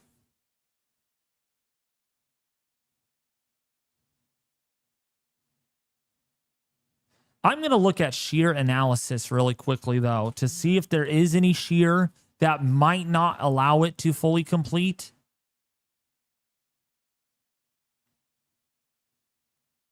Let's take a look here. Let's go to our IR. Let's turn this off right here. So what I want to see if there's any vertical wind shear over the system, and I don't see much. Nope. The vertical wind shear is, so the system is roughly right here. So the vertical wind shear is just under 10 knots. Just underneath the 10 knot mark. Yep, we're at 7 knots, which is not detrimental to the storm at all. So there is no shear at all on Erin. Looks like there kind of is, but there really isn't. What's up? What's up, Ethan B? Let's go into a call. Easy, because Ethan is not in our server. So if you don't mind. Hello? Well, once Ethan gets on. Yeah, go ahead. Not an expert on ERCs, to be sure, but some signs I think you'd want to look for include the development of a secondary eyewall around the core one and more wobbling. More wobbling. Well, when Ethan gets on, if he's able to, then he can tell us. But yeah, what's up, Ethan? What's up, brother? If you have not subscribed to the channel yet, well, Ethan is subscribed to the channel, but anybody out there that is new, that hasn't been here before, if you have not subscribed yet, please consider doing so. It really helps out. It really does. It loves to wobble. Irma 2.0. Disc. Oh, okay, brother. Always be prepared. Yes. All right. Ethan should be coming on soon if he's able to. Hold on. All right. I'll stay on a little bit longer because Ethan is here. Let's look at the European model really quickly.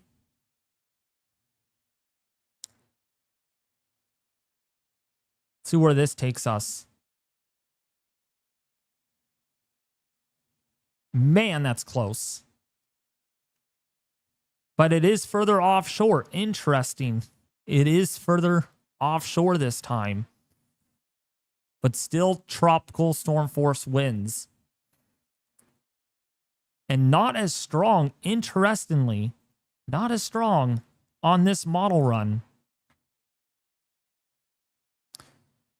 Really won't matter at this point because we know where it's going to be going out to sea. But it is good to know that this is not going to be a problem like a wind problem or a rain problem for the eastern seaboard, which is good, but the waves will be big. Big. Big old big.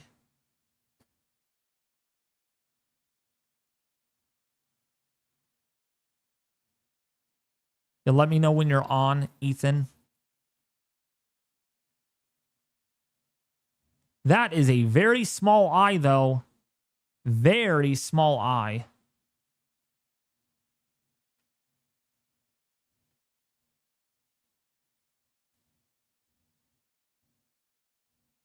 Yep, it's 125 miles an hour.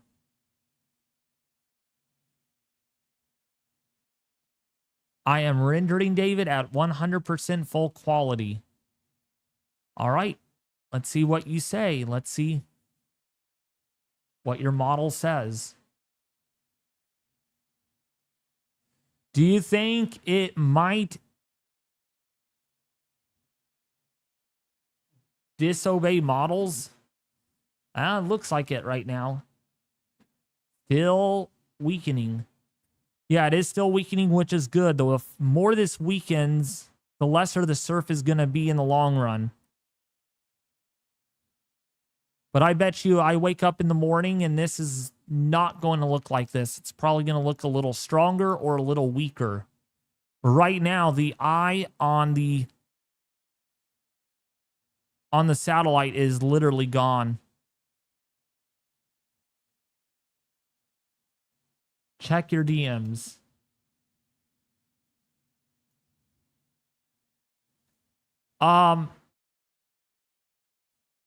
Easy. Let's go into staff chat easy because Ethan is in there.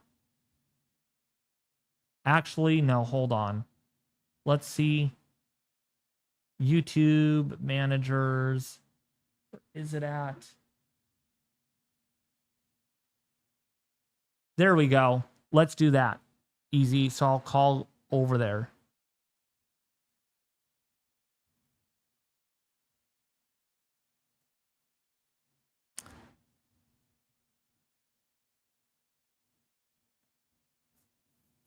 So yeah, keeping an eye on this for a little while longer, but then I'm going to probably head off here at around 11 o'clock or so. Once Ethan gets on here, talk to him really quick about this. What's up, Ethan? How are you? Welcome, welcome.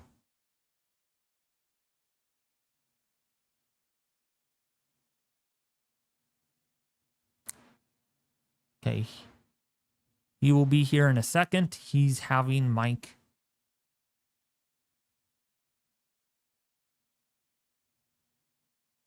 All right, Ethan, I understand your internet is kind of wonky tonight. That is a very small eye, though. Man, that thing is tiny. Only a 3-mile wide eye. Hello, can you hear me? I can hear you loud and clear. Okay, very good. Well, good evening, David. Good evening, everyone else as well. Quite a storm here we're looking at. Yeah, Ethan, did you see how fast that intensified this morning?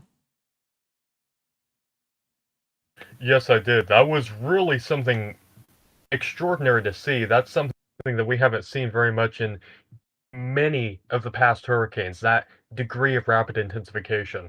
It got to Category 5 well ahead of anyone's expectations. And at one point, Ethan, get this. Get this. Okay. During one of the recon missions, pressure between the fixes, which between one fix and the next, it's 1 hour. The pressure had dropped 10 to 12 millibars in 1 hour. Yeah, that was really extraordinary intensification there, and the resulting really narrow eye that we have is concentrating the wind over a relatively small space. The most intense wind that is really producing some pressure gradient forces, which is resulting in some of the wind that we saw when it reached Category 5. Yeah. So what are your thoughts here, as you mentioned in the chat here? Do you think this is going through it's going through an Eyewall replacement cycle, but like, what are your thoughts here about this on the radar presentation? Because it looks like it's either stopped progressing through one, or that eye is trying to contract a little bit more, because man, that eye is only 3 miles in diameter. Yeah, eventually this thing will enter an ERC, but the thing is, and again, I'm no expert on it. I'm not going to claim to be an expert on that, or even, some of these more specific hurricane dynamics. But it does seem like it's been very resistant to that process taking place. So going through periods of intensification or not weakening as fast as expected, that might be something that we see if it's going to keep up on this trend. Makes sense.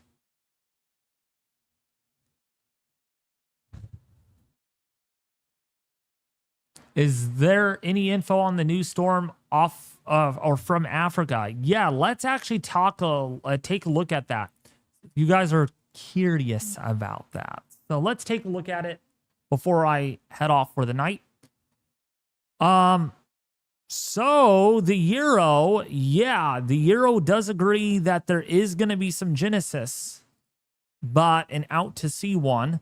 So we'll see if that actually persists in future model runs. But yes, it does show that there is going to be some consolidation with a surface flow. Not very strong, though.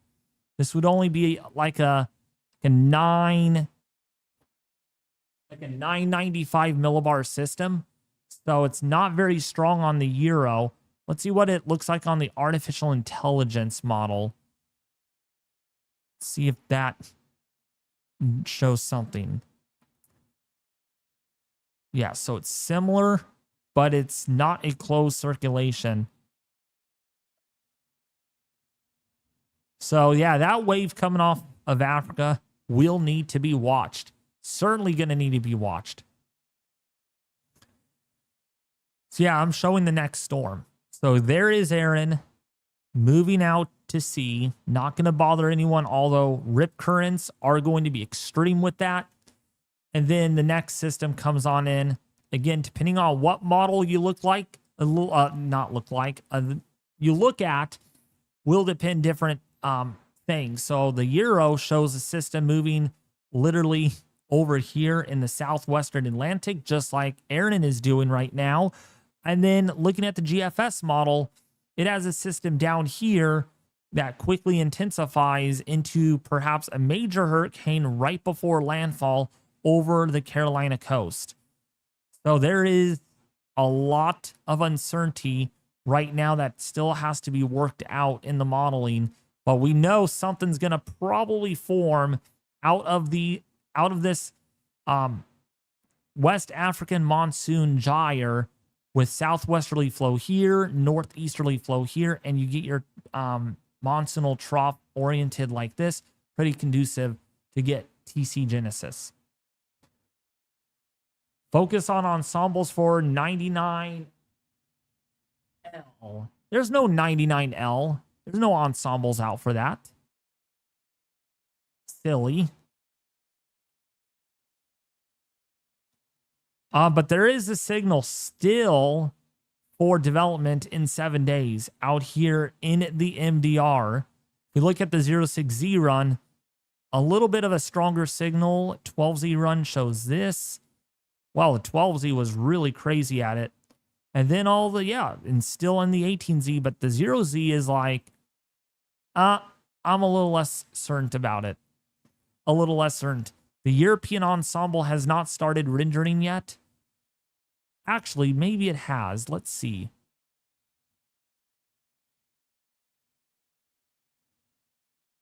Nope, it has not start rendering. So we won't know the answer for that. Let's see the European ensemble AI. Yeah, we don't have anything on that right now. However, there is a signal later on, though, with that wave developing somewhere over here in the southwestern Atlantic, in the Gulf, or maybe even in the Caribbean. The European ensemble is showing the same thing, just a very muted signal, though. Nothing all clumped up like we're seeing right here. This is what you want to see, is a group of members. Pretty much showing that. By the way, Ethan, I wanted to show you something that I think you would enjoy watching here. I showed the viewers this at the beginning.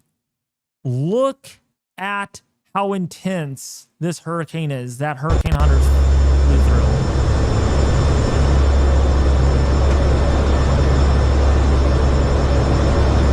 Yeah, it's going to jump around like we're running very slow. Look at Can you hear me? that. Yes, I could hear you. Okay, just wanted to make sure. Yeah, that is utterly spectacular. That is the state effect in full effect there, basically. That is a view that very few humans will ever get to see, and it is just absolutely mind-blowing. And get this, Ethan, and look at when they fly through to the other side. Look at how the weather deteriorates very quickly. Look at this. Yeah, there was a picture that they had taken that actually showed from the ocean surface, or looking down at the ocean surface, you could see the demarcation between the really turbulent water out there on the edge of the eyewall, and in the actual eye itself, where the water was a lot. Wow. But look at this. Look at that. Yeah, that is really incredible, and really intense, too. I mean, these guys have... You've really got to give these people props. They have gone into some really vicious weather, into some insanely vicious storms, and gotten the data that we need. Oh, yeah. Oh, yeah. For sure. So, ooh, that was, yeah. Oh, yeah. And Ethan, at one point, this is from a meteorologist on X, says that this hurricane was so strong that the eye relative humidity was the lowest potentially on record. The driest eye ever, with a relative humidity estimated to be as low as 5 to 10%. Wow. That is incredible. That would account for how it was so incredibly well defined, as we saw in the video. And on satellite, Ethan, there it was sky blue as well. Actually, let me bring this up to show everybody. I wanted to always show you all that tonight here really quickly. I mean, I was thinking of Ethan like, oh my gosh, Ethan needs to see this. Ethan's got to see this, you know, because it was really, really, really bad. Let me see if I could bring it all the way back. Give it time to load here. While it's loading, here is a special marine warning over Puerto Rico, over the British Virgin Islands, including St. Martin, St. Kitts and Nevis as well, under the gun there. But yeah, Ethan, they got flight level winds up to 201 miles an hour. That was those wind gusts. Yeah, you know, to put that into context, the last time we had a tornado that had wind speeds estimated at that magnitude, the last EF5, was in 2013.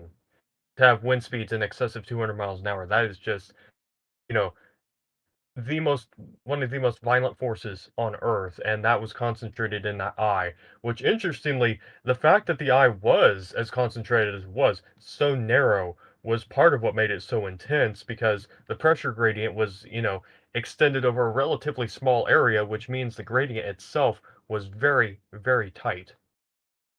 Wow. What the heck is going on here?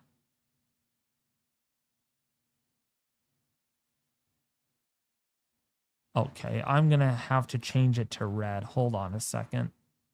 I'm trying to get the right view for you guys right here. Why is it doing this? Golly word. Yeah, so Ethan, here it is. Look at that freaking eye.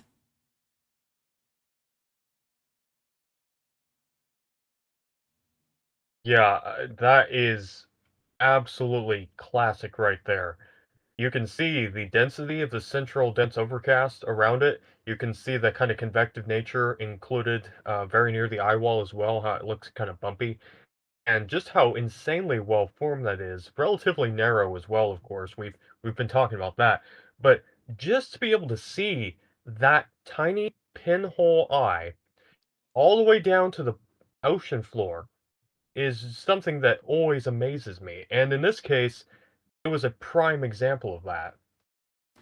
Wow. Really quickly before we continue there. Blessful, thank you for the $5 donation. Can we start saying North Carolina and Long Island are clear of tropical force winds? Thank you. Nightly videos were very helpful and are helpful. Yeah, I appreciate that. What are your thoughts about that, Ethan? Do you think we could say North Carolina and let's see, New York City are in the clear? I don't know. The models have been going back and forth about that for a while. Yeah, that's something that I wouldn't entirely rule out at this point. Meteorology is, of course, always a probabilistic endeavor. We're trying to look at what's the most likely range of outcomes. And based on the consensus of guidance, it looks likely that the center of circulation is going to swing out to sea. But as David has pointed out, there's still a lot of variability. This thing at one point did actually exit the cone of uncertainty, go south of it for a time. And so we have to consider the possibility that it could kind of exceed expectations there again. It's unlikely, based on, the model guidance that we have. But we have to keep that as a possibility in the back of our minds, and you gotta keep up. Of course, you're watching David's streams and everything, his videos, keeping up with that, keeping up with the National Weather Service and the NHC as well.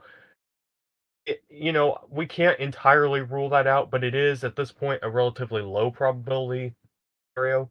The higher probability is that the center swings out into the sea. Yeah. But yeah, one last look at this, Ethan. Like, this is like a small tornado, like a small whirlpool. Like, it is just, I mean, it's amazing to see this, as long as it doesn't hurt anybody, but it's amazing to see this from a satellite. Sky blue down to the surface. Yes, indeed. And really, that's kind of the optimal scenario with this. It's kind of like the storm chaser equivalent of seeing a tornado out in the open field where it's not hitting anything.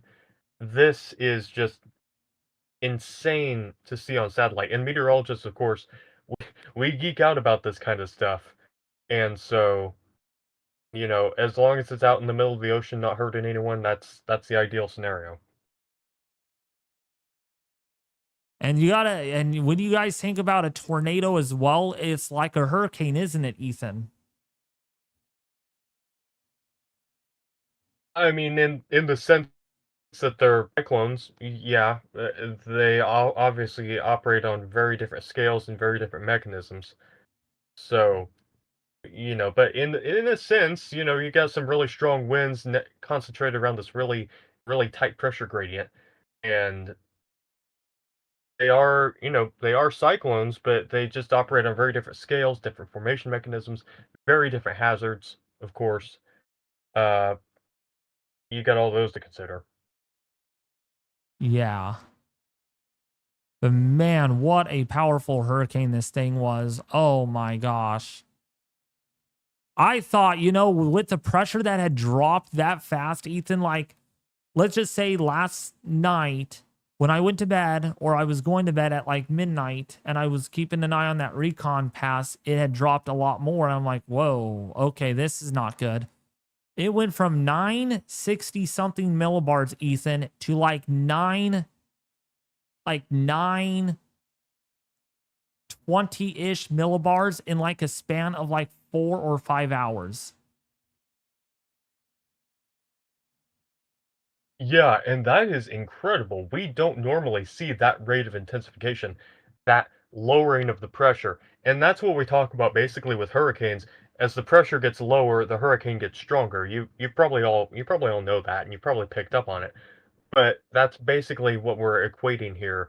And the fact that the pressure fell that quickly is a sign of an intensification period that was very, narrow, but incredibly rapid.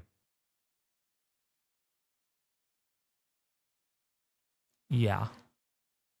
All right, it is 11 o'clock, and it is time for me to take a shower and head to bed.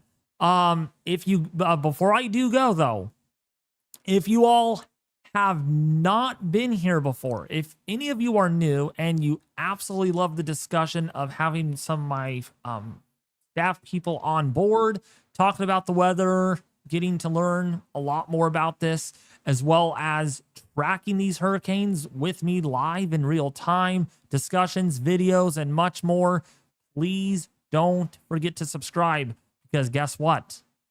This is just a little snippet of what we are going to be doing if we do have a hurricane landfall or a tropical storm landfall in the United States, or maybe even perhaps over here in the Caribbean. We are planning to go live for up to 24 to 48 hours before a major, like if it's a Cat 5 with 180 mile an hour winds, we would be going live like literally 36 hours before, perhaps. And if it's like a tropical storm, it'd be like maybe 24 hours before it makes landfall. And so, yeah, if you guys have not been here and you absolutely love these discussions, the video content that I do provide here as well, and with my staff team as well, please subscribe. It really does help out a lot because, boy, man, am I tired. It has been a long week of tracking the tropics with you all, especially on Hurricane Erin, of its journey when it has come off of Africa nearly a little over a week ago. And here we are today, tracking it now just north of Puerto Rico. But anyways, as always, have a great night, folks. Share, like, and subscribe. Helps out a lot. And I'll be back with you more tomorrow afternoon with another tropical video update on Hurricane Erin, as well as that other disturbance we need to really pay a close attention to. But we're going to mainly focus on Erin, if necessary, for the next couple of days, as long as it remains an indirect threat for the United States with surf and a lot of impacts. And then we will need to start watching our other area out there in the MDR over the next several days. As always, have a great night. Be back with you tomorrow.